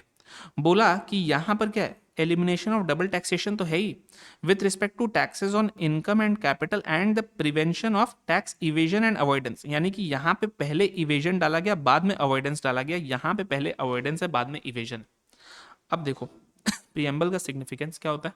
बोला सिग्निफिकेंस बस इतना ही है ताकि आप इसको पढ़ करके ना पर्पजिव इंटरप्रिटेशन कर पाओगे और इससे ना क्लियरली समझ में आता है कि इंटेंशन क्या था। मैंने ना एंड में एक छोटा सा रेफरेंस दिया है जो एकदम अगर आपको एग्जाम के अंदर क्विकली रिवाइज करना हो कि किसमें क्या है तो आप वो कर सकते हो। जैसे कंस्ट्रक्शन पी में क्या था, इधर मोर देन 12 मंथ्स, इधर मोर देन 6 मंथ्स। अब क्या है, इंश्योरेंस पी, यहाँ पे जनरल रूल है लेकिन यहाँ पे स्पेसिफिक रूल है। फिर आपका कौन सा देखो और है, इंटरेस्ट 10%, यहाँ पे बायलैटरल नेगोशिएशन। फिर आपका क्या है, एमएपी का रिक्वेस्ट बोलता है आइदर स्टेट को कर सकता है, लेकिन यहाँ पे क्या है, आरएस या नेशनैलिटी को। आर्बिट्रेशन ट्रिगर के लिए यहाँ पे 2 साल है, यहाँ पे 3 साल है। और कौन रिक्वेस्ट करेगा, टैक्स पे राइटिंग में कॉम्पिटेंट अथॉरिटी। तो इस टाइप का जो है ये आपको एमसीक्यू में हेल्प करेगा। और बाकी हम लोगों ने डिटेल में एक एक आर्टिकल कवर कर लिया है, एकदम सिंपल है। मैंने जो ऑर्डर बताया, पहले बेप्स पढ़ना, फिर मॉडल टैक्स कन्वेंशन पढ़ना, फिर टैक्स ट्रीटी पढ़ना और फिर latest developments in international tax पढ़ना। आपके चारों कवर हो जाएंगे और जो भी 6 to 8 मार्क्स अगर इससे आते हैं ईजिली आप सिक्योर कर पाओगे। तो चलो विद दिस मिलेंगे एक और चीज़ के संग, तब तक पढ़ते रहिए, मेहनत करते रहिए, रिवाइज करते रहिए।